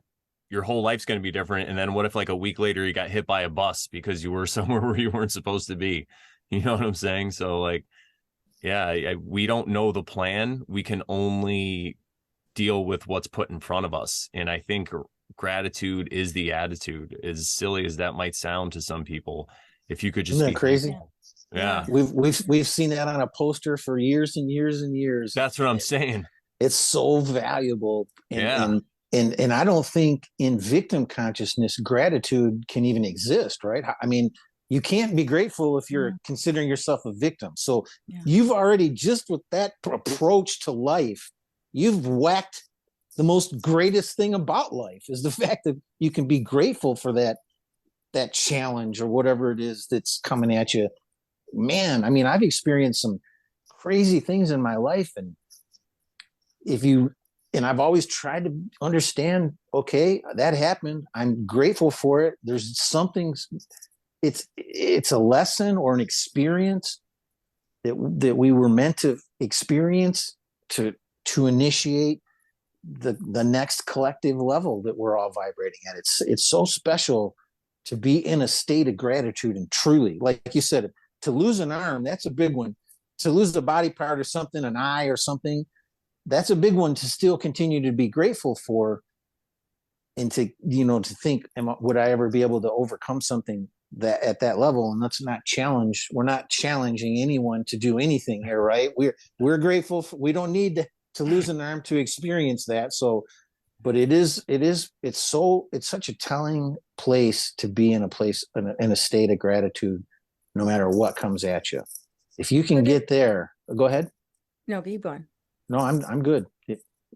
Well, I'll just say that's the truth. Like, if you see some people that have a disability, we'll call it whatever, it is all about the attitude. Some people just, after a while, they'll just die, or they have a terrible life, or they hate it. And some people, they can't be stopped. I mean, there's some people that are like climbing mountains. They don't even have legs. They're just like, whatever, dude, I'm just going to keep doing it. And who am I to say anything to them? Those people should be, put on display for everyone to see, that gratitude, because this experience is, we have our own ideas of what they should be, and we have our own plans of what we think is going to happen and all this stuff. And then when that gets wrecked, that's really that point where we can exercise our free will. That's really where the free will comes in. It's how we feel about what happens. It's just like I always say this, like Gandalf says to Frodo, he's like, Frodo's like, I wish I wasn't alive to see such times. And Gandalf's like, so are all people who live to see such times. But it's not up to us to pick the times where we exist. It's up to us to, choose to do with the time we're given, basically, is what he says. It's like so powerful. Deep and powerful, for sure. I was gonna say, Like, could it be that obstacles are an opportunity to be grateful? And they test our victim consciousness. Like, are you going to be a victim, or are you going to be grateful? And like, maybe people who tend to go toward victim consciousness experience more obstacles so that they can have more opportunities to be grateful. Like when people pray, when people say like, oh, I prayed for patience, but then, I didn't get the patience. I got opportunities to be patient. Right. I mean, and that's You know what I powerful. mean? That's powerful. That's why I stay in a place of gratitude when I'm praying directly to the God, to God, because you don't want to challenge him. You definitely just want to be in a space of gratitude, because those lessons will come at you for sure. Yeah. And the other thing, go ahead. Oh, go ahead. I was going to say, the other thing that I was going to say is you were talking about like Wi-Fi and turning Wi-Fi off and everything. And I also did that some time ago. Not that I was experiencing any problems with Wi-Fi, but I was like, you know what? I have these little like the plug-in remotes where you plug something in and you have a remote somewhere else and you can just turn it off. So I thought, I'll do that and I'll turn it off at night and I'll just see if anything changes. And the thing was, I was already sleeping good. I've never really had issues with insomnia or sleep, and I always can sleep well. So I had no prior issues or negative experiences. But I turned it off, and I can report that nothing has changed. You know what I mean? So like, again, technology of belief. Like, I never believed that Wi-Fi was going to harm me. Could it be? And even though I turned it off at night when I sleep, still not bothered. You know what I mean? Still nothing has changed really. So it's all, I think it's all like, I think we create that in our minds as well, and our beliefs. Yeah, it could be the vibration that you're at. So if you're, like we were talking about earlier, that vibration where you're a little bit higher or whatever it is, just different, it doesn't affect you as much. So you're able to sleep and do this stuff all the time. Whereas some people are just on a different vibration. So that stuff will affect them, And again, there's nothing wrong with this stuff. I like to tell people, we don't think we're better than anybody. Everybody's just different. They have their own challenges. And something that Russ said earlier was really amazing with when I was talking about the mountains and the people in the mountains. He's like, what if they're there right now? We just can't see them exactly. And I want to thank you. I have a lot of gratitude for you saying that, because it really blew my mind. Because I have this whole theory where I think there's, people talk about different realms and portals and like dimensions. I really think there's only one realm, and all the time, everything is just right here, right now, the past, the present. But we're like a radio receiver where when you dial that tune to a certain frequency or vibration, this is what we're going to experience is right now. So those mountains could be full of people or whatever it is, or a consciousness that we just can't see with our limited perception, right? And they could just be up there partying or whatever it is, having a grand old time. And they could be there for us to kind of tune into and look for. I don't know, I even want to say help or whatever it is, but as long as we remain in gratitude, I think we can connect to all that stuff. And it really is amazing. I'm right there with you. I mean, that seems to be what is, I like that. I like the thoughts in regarding to, one earthly realm that we're in, yet depending on what frequency you're at is what you're going to experience. I mean, what better way is there to explain it? I don't think it's really been explained any better through any other modality of understanding. Personally, it makes sense to me. Yeah. And that frequency keeps our bodies well. It's such a joy to talk to you guys, because I'm literally, as a result of health things that manifested in my life in the last few years, I am definitely looking for every possible way to get my belief system to the point where I can heal my cells at a cellular level immediately. There's no time frame that needs to pass. It's instantaneous. We've all seen the miracles of how somebody had cancer one day and the next day they don't have cancer. I mean, what defines that? What allows that to take place? like you said, Sharon, it's your belief system that allows that to take place. I totally get that and resonate with it. And it's just a joy to find out personally, because it is so personal. As you said, each of us are individuals. We are completely, our bone structures are completely different. I can go like this and this. There's people that their shoulder structure won't allow them to bring their hands into a prayer posture behind their back. It's the way they're constructed. So they will never be able to do that because of their bone structure. And it's the same thing with every other aspect of well-being. We all are so different. You have to know what it is for you. You have to understand how you are going to react to plant medicine, or somebody's telling you to breathe. It's literally how you're interacting with yourself, nothing else. And we can throw those pharmaceuticals out on a general level and take care of symptoms, which just seems to be what's going on everywhere we turn these days. Or we can go inside ourselves and have that honest, truthful discussion and understand how your body reacts when you have caffeine, or how your body reacts when you do certain things. Everyone's going to be completely different. And your gut health literally is the controller of all of that. And I'm finding this out today and in the last 60 days, the value of your gut biome and how it literally, I think could possibly be one of the number one controllers of one's frequency, is that gut health. Without having your gut health correct or right or moving in the right direction, I don't think it doesn't matter a whole lot about what we do, because that gut health is part of your belief system. So it's your beliefs that are initiating that gut health, but it's also the food that we put into our bodies, how much sugar we're putting into our bodies. All that contributes to that gut health. And I have a personal experience that has unfolded in the last 60 days regarding gut health that have transformed me at the cellular level. And I'm more than happy to share that with you guys. Yeah, they talk about like you get a gut feeling, right? Well, where does that come from? God, I'll tell you what, man. I'm a healthy person. I exercise, I do yoga, I try to eat as clean as I possibly can. Somehow, I think it was shortly after my mom passed away, and it could be that. It could be, I was emotions get trapped in your so emotionally touched by her passing away in my arms, in my home, which is exactly what I wanted to have happen.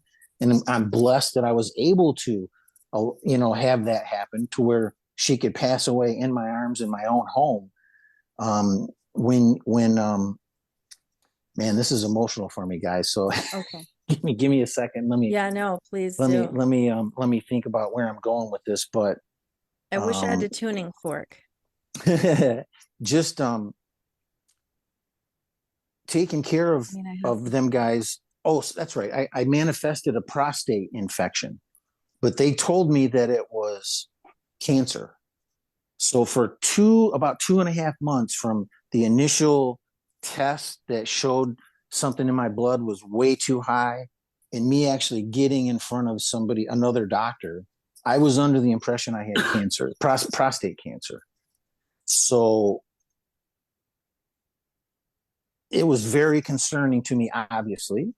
And when all was said and done, it ended up being an infection of the prostate. They have no idea how I got it or what happened, but I had to go on 2 months worth of antibiotics. And this was a couple years ago. And you guys, if you're familiar with antibiotics, a 5-day stint will basically kill all the good gut bacteria in your body. Well, I did 2 months to get over this prostate infection. And thank God I seem to be over it and everything's fine and dandy, but I am over it. How about if we just say that, belief girl? I am over it, and I've moved on. But without having that 2 month stint, I think wiped out all the bacteria in my body. So for the last couple of years, I have been eating as good as possible, but probably not as clean as possible. So my gut biome was out of whack, and I take a blood pressure pill, or I did take a blood pressure pill. So I'm telling my doctor that I'm confused in the last year, even learning the music for the gig at the festival. As I'm learning this music, which I've done my whole life, it was very confusing to me and very hard for me to grasp it, to the point where I had to, over and over and over again, work on this music to where I finally got it. But I noticed, I'm like, this is not right. I've never had to work this hard to try to remember anything, but I was literally in a state of confusion. So I'm telling my doctor, after I've been on 2 months worth of antibiotics, that I'm confused. Something's not right. It's got to be this blood pressure medicine, blah, blah, blah, blah, blah. I want to get off this shit. So instead of my doctor saying, have you ever thought about gut biome, Russ? Which is probably what he should have said. He didn't. He prescribed the pharmaceutical, or wanted me to, be on the pharmaceutical and deal with it that way. And at that point, it was getting to the point where I thought I was having the onset of dementia and Alzheimer's at 59 years old. That's how confused I was. I knew something wasn't right. I'm telling my doctor something's right, and he's trying to prescribe more pharmaceuticals for me to get that something right. And as I'm going through this process, my sister at 72 died of Alzheimer's and dementia. So she was diagnosed at 59. And by the time she was 72 years old, my normal sister looked like she was 90 years old, and when they laid her to rest. Bizarre. So I'm thinking, if this is hereditary and I'm going to experience the same thing, I'm certainly in the mindset of that right now. My mind is not right. So then I started looking into fogginess and what causes it. And Dr. Smith, Christine Smith, I started looking into some of the stuff she was doing, and they started talking about gut biome, your gut health. And I'm thinking, okay, I've heard, especially BB, he did turpentine, I think, at one point to kill off the bad bacteria in his gut. So we've all heard that the gut biome is very powerful, right? So I started looking into some things, and then I went on to a prebiotic regimen for 7 days, started to notice a difference only after 7 days. So then I really delved into things and picked out a product. I don't want to give the name of the product until I've had a few more months of being on this stuff, to make sure that it is not just my imagination or my beliefs that's causing this before I recommend it to somebody. But I'm now been on that product for, I think, about 45 days roughly. So 7 days with that other product, and now a total of about 45 days with both. I'm not even joking to you guys. As I sit here before you, I have zero confusion, zero brain fog. My memory is strengthening. My mind is strengthening. I was at a point where I thought I was going down the path of Alzheimer's and dementia like my sister and my mom, but she got it in the end, and it was very short-lived. So by correcting my gut biome, I have literally cleared my mind almost 100%. I'm saying in 60 days after doing this, or 90 days, I'm going to be totally clear and back to my 20-year-old self. Wouldn't that be remarkable? So that's where I'm at right now with gut biome. So if anybody's having skin issues, eczema, any kind of weirdness, but when it comes to the mind, fog, memory issues, take a real honest, close look at what you're putting in your body and where your gut biome's at. But because based on what I'm doing, right now, it's remarkable, like a miracle. Like I can sit here with a smile on my face and tell you I'm no longer aging the way I was 2 months ago. I'm now aging with a whole different outlook on what's going to happen in the next 30 years. Aging backwards. Aging backwards. And I feel 47 days into this gig that I am aging backwards. My body fat is like going to nothing. Remarkable. I'm 59 years old. I've never had no body fat. It's going away. So I'm getting that gut biome system rocking.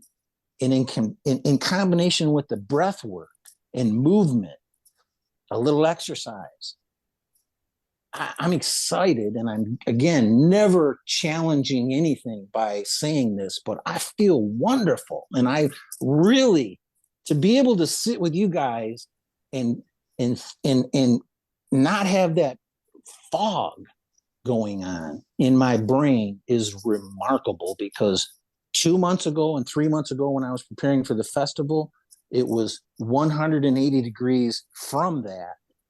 And so I'll be a testament to whatever's going on in that gut literally controls all your systems.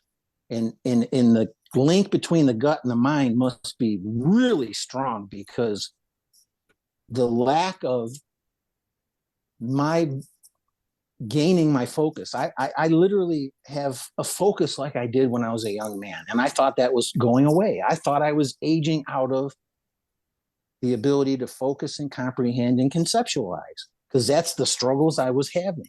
Well, it was my gut biome.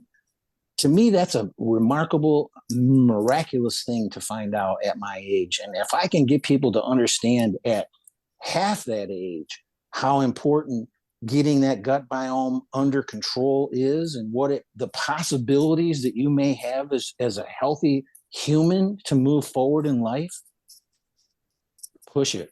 Look at it, think about it, investigate it. Whatever you have to do, look into gut biome and whatever it takes to get it straight. Well, yeah, that's amazing. That's really amazing. And I'd like to What a gift. Extend an invitation when you're ready to talk about that product or whatever it is. Let us know and we'll have you back on and we could explore that a little bit, because I think that's huge. And also what that makes me think of is when you said the people half the age, think about all the children that are being born in this community that are now going to be born into homes and households where all this stuff is like common knowledge.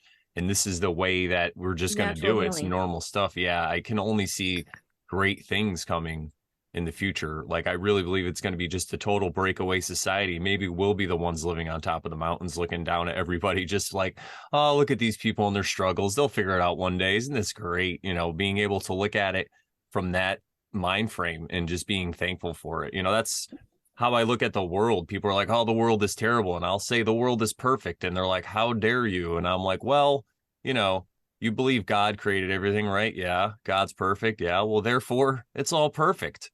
And if you could look at it from that point of view with gratitude, where the world is there for a challenge, it's a resistance for us.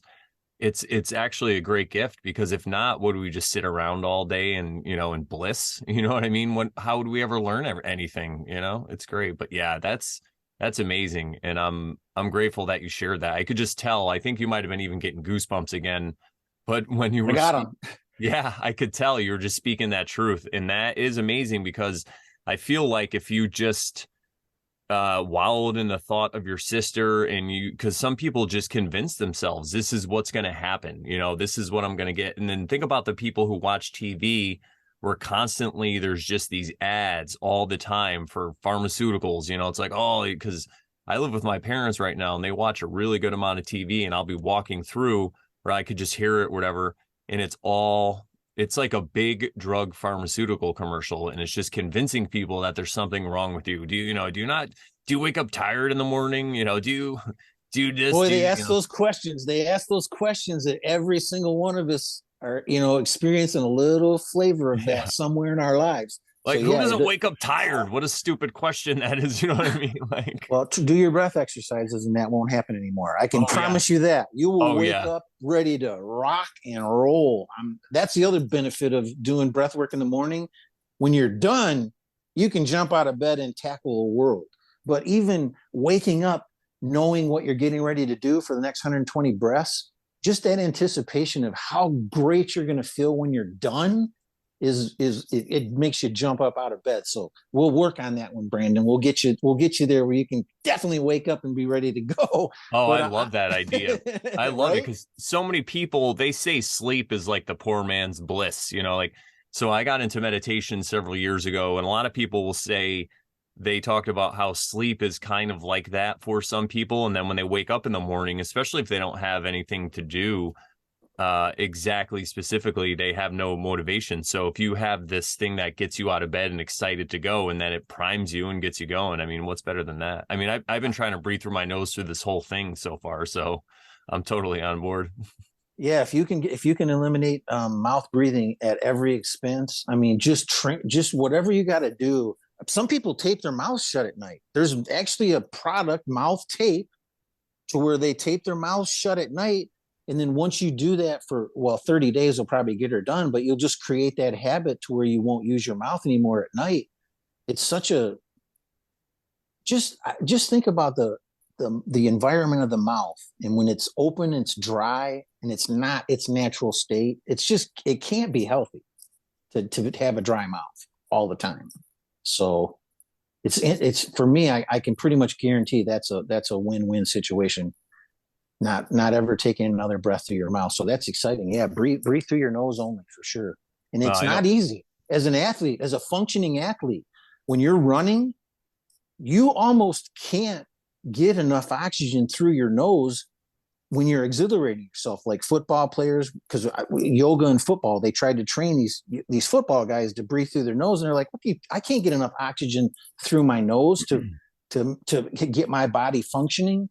Yes, you can. It just takes training, and once you get that training there, you can actually do your run. I can run 4, 5, 6, 7 miles and only breathe through my nose. Before I did these breathing exercises, there's no way I could have breathed through my nose through that whole level of a workout, but it is possible. So I'm sorry, I didn't mean to interrupt you.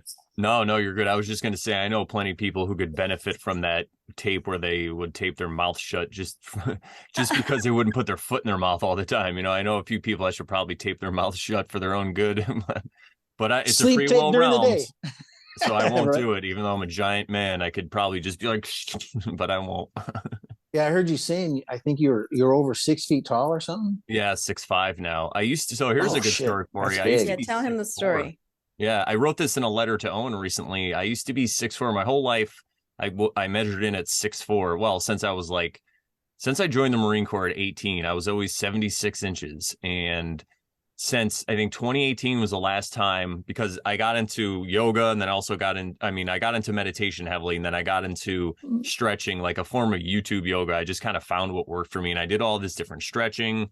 I was very mindful of always standing up straight because I hunched over, and I didn't really, because I didn't think about it. I didn't measure myself till this year, and when I measured myself, lo and behold, I was 6'5". I'm like, wait a minute, let me try it again, because I kept getting people telling me, they're like, oh, you're taller than 6'4", because they'd be like, oh, how tall are you? And I'm like, 6'4". They're like, no, man, you're taller. And I was at this one wedding where all the groomsmen were like, no, there's no way. They're like, you're like at least 6'6", dude. And I'm like, oh, it's the shoes. So I was like, you know what? Something's telling me. Let me measure myself.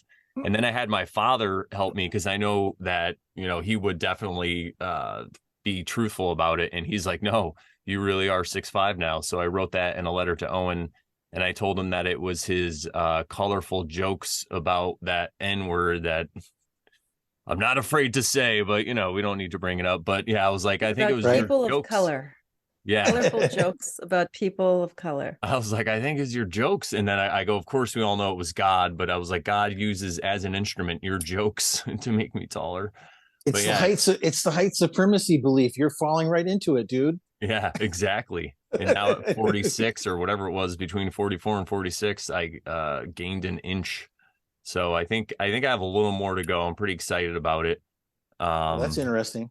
yeah, I think I have this feeling. I don't know what it is, but yeah, I feel like I'm just meant to be, especially with this voice that I have, this booming voice, I'm just meant to speak my truth and stand above most people and hopefully inspire them to grow too. You never know.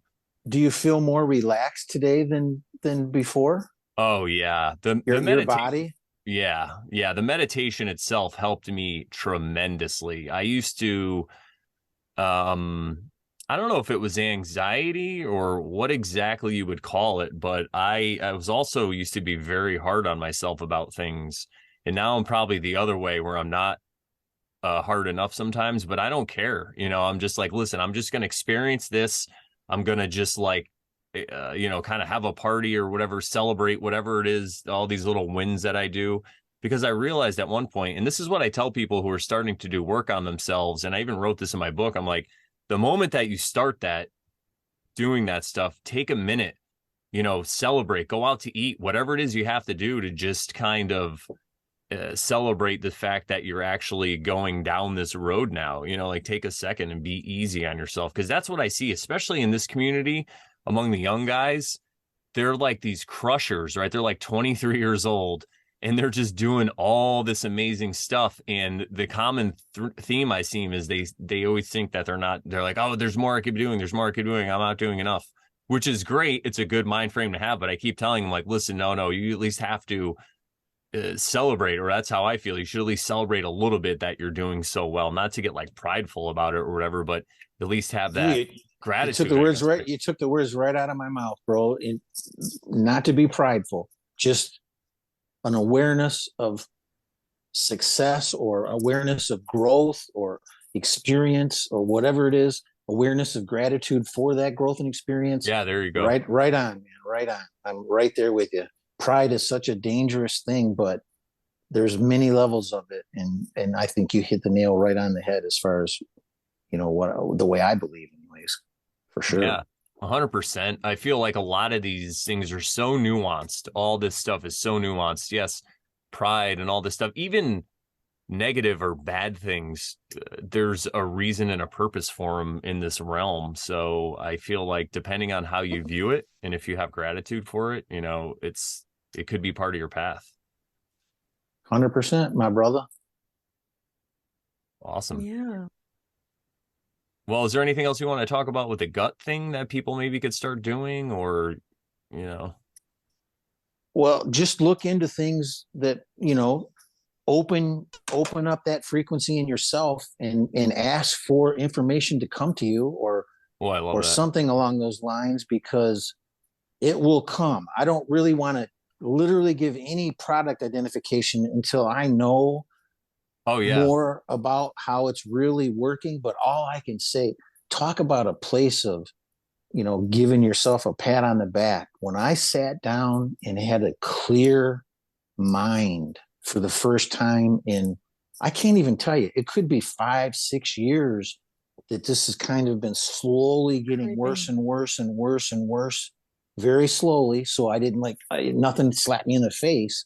Was it around the time you started helping your parents? Would you say Oh, that? definitely. That's part of it. That was the other thing. In the last 2 years of taking care of my mom and dad, I did not sleep longer than 2.5 hours. So I would lay down, and within 2.5 hours, one of them was waking me up. So for that last 2 years, no joke, the nurses I had coming in helping me once a week were telling me, Russ, you got to be careful. You got to take care of yourself. And I'm like, I am taking care of myself. What are you talking about? Well, 2.5 hours sleep at once is not enough to let your body do jack shit. So I have a feeling, pardon my language, I have a feeling that that was really the big thing that didn't inspire my well-being, is the lack of sleep.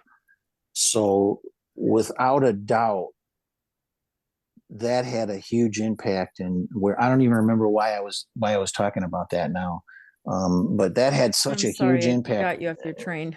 Yeah, just not sleeping well, taking care of them. Oh yeah, you asked me if that's when it started. There is no doubt in my mind that I wasn't getting good sleep for about 6 or 7 years as I took care of them, because I was driving back and forth and working. But when they got to my house and it was 2.5 hours, that really had a huge impact. I wish I would have had some sort of respite from one of my other family members, but no one wanted to step up and take care of them with me. So it fell on my lap. I took 19 months off from my day job to actually do that. In those last 2 years, I actually took that time off, and so that I could really focus on taking care of them and doing the best I could. And that was very challenging. So yeah, I'm sure that was, part of it.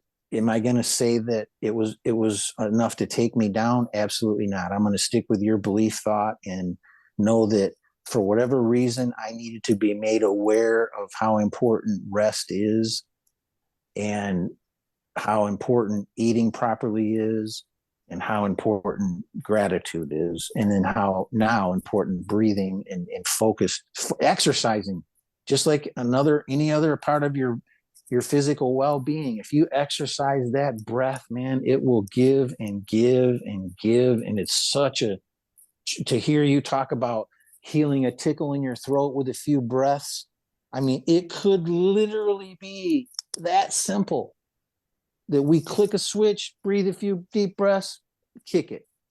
It could be that easy. If I'm thinking it is, I'm going to bank on it and go forward with that level of frequency of gratitude, without a doubt. Yeah, Sharon and I have even talked about the possibility that it's even that somehow humans could not eat. You hear about like breatharians and all this stuff. I think that, there's so many different levels to this stuff. And I do feel like we eat too much as a species. We definitely don't need to eat all this stuff. And I'm sure we're all guilty of it, but it's just something that we can all work on. And another thing is, you start to talk about diet and people lose their minds. That's why we say, oh, we just want to be breatharians, because then people at some point think you're a little crazy, which is great though, because then you could still kind of make it funny and you could still get your point across without causing any division. It's just like the whole thing about ball earth or flat earth or simulation. And then I just say, no, I'm a realm earther. And then I explain what that is, and people can't get mad at that. They're just like, oh, this guy's a crazy hippie. Oh, maybe it's true. I'm like, could it be? And it's just a way to talk about these things without causing any division. But yeah, that's amazing. Yeah. And Sharon, everything. Go ahead. You were gonna. No, it's up to you. I was just gonna say, everything that happened to you was for you, and it happened for a reason. And you were able to, like you said, you could take from your experience and learn something about it. So there was, no regrets or anything, right? Everything happened as it should have happened. 100. Being able to give my parents the gift of caring for them, even though it was the hardest thing I've ever done. I mean, I could tell you some stories about some amazing things that I had to endure with my father in his last few days of life.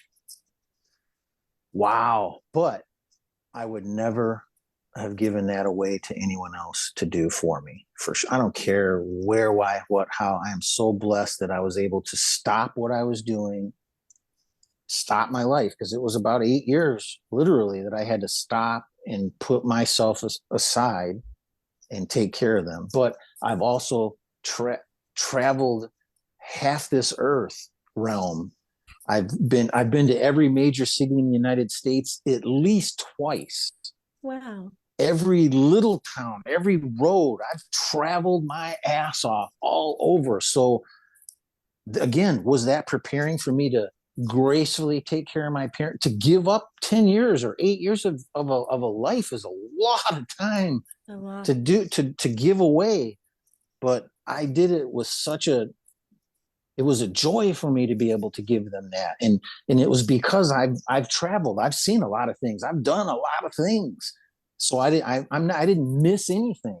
I actually got one of the greatest experiences ever, being able to make sure that they were as comfortable as I possibly could in the last 10 years of their life. And to be that example for my own son, my other family members who didn't spend a whole lot of time helping out. I'm grateful for that. It's powerful. It's something that I would never trade, no matter what happened to me. But nothing's going to happen to me. It's bad. It's all going to be good. Everything that we're going to take away from this is going to allow me to grow and be a better person, to inspire, not change the minds, not try to get people to think a certain way. All I'm going to do is inspire you with experiences that I've had. Is that enough to make somebody wake up and take a second to really think about how they breathe, where they breathe, why they breathe? What's, it's so second nature. We don't think about it, and you hear people say, you hold your breath at work or whatever. You don't really understand what that is until you actually catch yourself not breathing. So you're sitting there thinking about something, typing, focusing, and then you realize I haven't taken a breath for 40 seconds. So that's just 40 seconds. Can you imagine a whole lifetime? So that 4 to 6 second inhale and exhale is the natural breath that every breath should be. So anything less than that, you're literally taking that away from all the systems in your body. You're literally taking that breath right away from them. So it's certainly making it more challenging for them to regenerate as a whole cell, or whatever you want to think about what's actually going on physiologically in each of our bodies. But what a powerful gift and statement. And I just want to inspire. That's all. I just want to inspire. And it's real for me to have that. If you guys, I don't know if you've ever experienced brain fog or confusion, hope to God you never do. Because I literally was at a point where I'm thinking, oh my God, am I literally going downhill from here on out? When you can't remember things. We all walk into a room and can't remember what we went in there for occasionally. That was happening all the time, to the point where it was like, oh my God, is this really real? And to have Dr. Christine Smith step in there with her little wise thoughts to inspire me to go and look into a certain direction and then find that answer and then apply it and have it work. Wow, what a gift. So anyone that is experiencing brain fog or whatever, take a real good look at your gut biome and what's going on down there. And there's they call them functional practitioners. They're all over the place. Mm-hmm. Functional medicine practitioner. Yep. So you can find these people, and they can actually do tests now to test your biome to see where it might be lacking and what you might need to do. And that might be something that you need to do. I just took a leap of faith and went in a certain direction. And in 90 days, provided things are continuing down this pathway, which they seem to be, I'm excited to tell you how I feel in 90 days. And I will more than happily give you a product name and the person that represents this product, who is a Hollywood person, which I questioned that whole thing. But then I thought, nope, this information is being brought to me for some reason. And thank you, God, that I actually did take the opportunity to just dig into it and make a decision to try it, because I went from brain fog to almost 100% clarity, to the point where I'm so excited about working with the musicians to see what we can put together for the next festival show, but everything else going forward and what we're all going to be to do together. I'm right there. I was in it and forcing myself to be in it, but now my brain is actually cognitively working to say, hey, this is going to be the next 30 years are going to be fantastic. And we're going to all share a lot of fun together. I mark my words, in 10 years, God willing, we're all going to be having lots of fun talking about this. And remember back in that 66th episode when we had you on and we were talking about this? I mean, it's so cool the platform you guys are creating to just share knowledge, the platform that Pat Life is creating to share knowledge, Crow, all these guys, take it with a grain of salt. But if it's something that you can apply in your life, listen to somebody talk for 10 minutes and you get a pearl of wisdom or a nugget that you'll take with you for the rest of your life. Just value every interaction you have with another human being, because you just don't know where that nugget's going to come from. And I'm going to be brought to tears at this point. You guys have taken me on an emotional ride today. from talking about the beginning of my healing and women and how that led me into music and massage and that whole 9 yards. It's such a transition, when you look at a 59-year span to how things have went. It's been a great ride, and I'm just really looking forward to sharing with all of us. Over Sharon. Over Right? Sharon. Yeah, I can't wait in 10 years when we look back and I'm like, remember when I was only 6'5"? Now I'm like 7 feet tall. That's right. I wonder how much of it is your body relaxing, allowing the disc and everything to just like expand the way they're supposed. There's something going on in your Yeah. spine that's, it's not magical. You're doing something to your body that's allowing it to be healthier so that it can expand. I mean, that's The true usually it's the expression. opposite, right? Usually Yeah. it's the opposite. You're That's compressing into that body. You're actually expanding outward. And that's another thing that yoga does is, the heart opening poses. Everything is all about shoulders back, open that chest up, not the traditional closing down that we all do as a result of aging. That's so powerful. I'm gonna need to see if I'm any taller myself. I'm sure you are after this chat. You know what it is? I think that inspired me. I want to be taller than Owen so then I could pick on him. Dude, I've stood next to him and you're not prepared I keep thinking of, remember how he talked about Ringo Brandon's Starr? Prepared. He's only 3 inches shorter than him, Yeah, allegedly. that's different. That is a little different. You're already Right up there now. in the I'm ether. catching on him. Right. But you guys remember when he talked about meeting Ringo Starr? If you've ever heard him talk about that, Ringo Starr just came up to him and just, I imagine Ringo's a pretty short dude. So he's just looking at him and he keeps saying, "You're a big dude." And for like the whole time they were together, he just kept saying that over and over again. And Owen's finally like, shut the fuck up or shut up and leave me alone here. But yeah, I'll never forget that. So it's just it is true. He's so big. It and wide. He's definitely has a bear. I mean, there's a reason that bear terminology unfolded with him, because he literally is a mammoth bear. But he's such a great dude. I can't wait for everyone to shake his hand at this festival. It's very exciting to anticipate how things are going to be. It's going to be an explosion of emotion for everybody. That's for sure. Yeah, it's going to be amazing. Very exciting. Well, what do you think, Sharon? I think we've pretty much gotten to the point where we're wrapping up, right?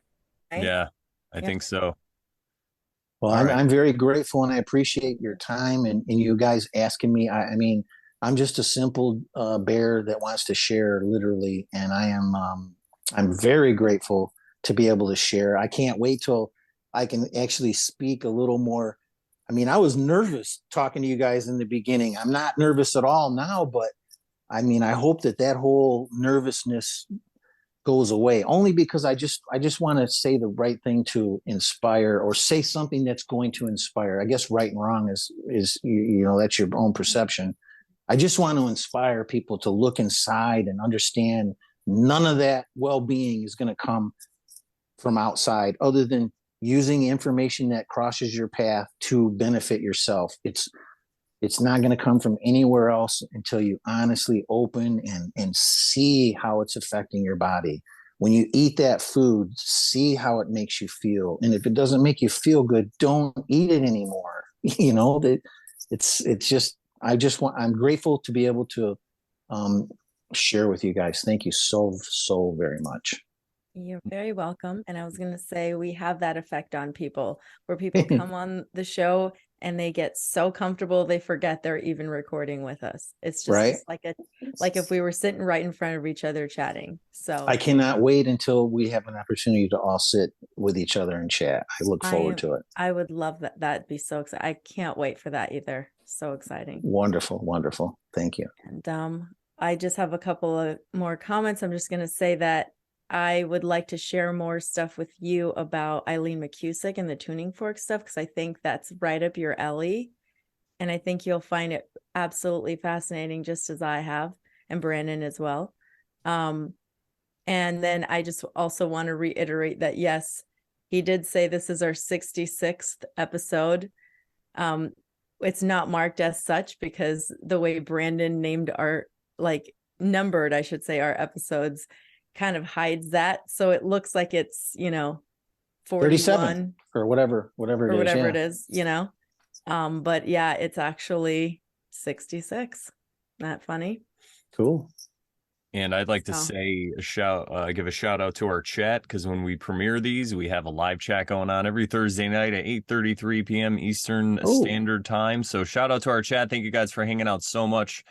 We love you so much. And if you'd like to support us, the best way to support us is just show up every Thursday night whenever you can and come and hang out and talk. And then make sure you like this video, comment, let us know what you think. You could check this audio podcast out because we're on Podbean, which puts us on all the major platforms for podcasting. So check us out there, my website or our website, or however you want to say it. You can find us at morelawsmoreproblems.com, my website that's about to be 10 years old now. Very excited about that. Click on the Over Sharon tab and you can find all the Over Sharon stuff you want. I also have a blog there that I've been writing on for about 10 years. So you can watch my whole change of, my whole, I guess you could say, path in the past 10 years and my thoughts on things and how they've changed. They haven't changed much though, I'll tell you that. They've just a little bit, but I was reading an older article of my own from like 2013 and I was like, man, I was even getting it back then. So isn't that great to go back and read your old stuff and hopefully feel that way? yeah. I literally just did that myself. Something I never released. I read it and went, wow, I actually was on the right track back then. So Right. I'm resonating with that thought for Oh sure. yeah. Too. And Me even too. when you see something that you weren't quite right about, it's just a joy to see how you've learned and changed and you grew. And now you have just a different worldview on everything. Yeah. So is there anywhere people could find you if they want to hit you up or contact you, or just have them comment under this video, or what do you think? Yeah, I'm just a virgin in this whole social media thing. I started my Facebook because of the yoga people. I started Instagram because of the stuff I did with Owen shooting the You're Doing Great Kids special. And I started WhatsApp and Telegram as a result of this. So I'm just getting into all this, but it's just Peacemaker Bear on Instagram. And that's the best way to reach out to me. And to all the people that are listening and all the people chatting on Thursday, man, thank you so much. And really, I hope that I can inspire you to look at your breath and your gut well-being, and let's rock and roll the next year. I'm excited. Me too. I'm excited too. Well, thank you so much, Russ, for coming on. I really appreciate it. And I'm glad that you were able to come under the Over Sharon spell and relax and open up and share all this great stuff. I can't wait till we do it again. What do we say to the good people, Sharon? But if you're not oversharing, then you're totally not Karen. That's right. So keep oversharing, everybody. We'll see you next time. Peace. Later.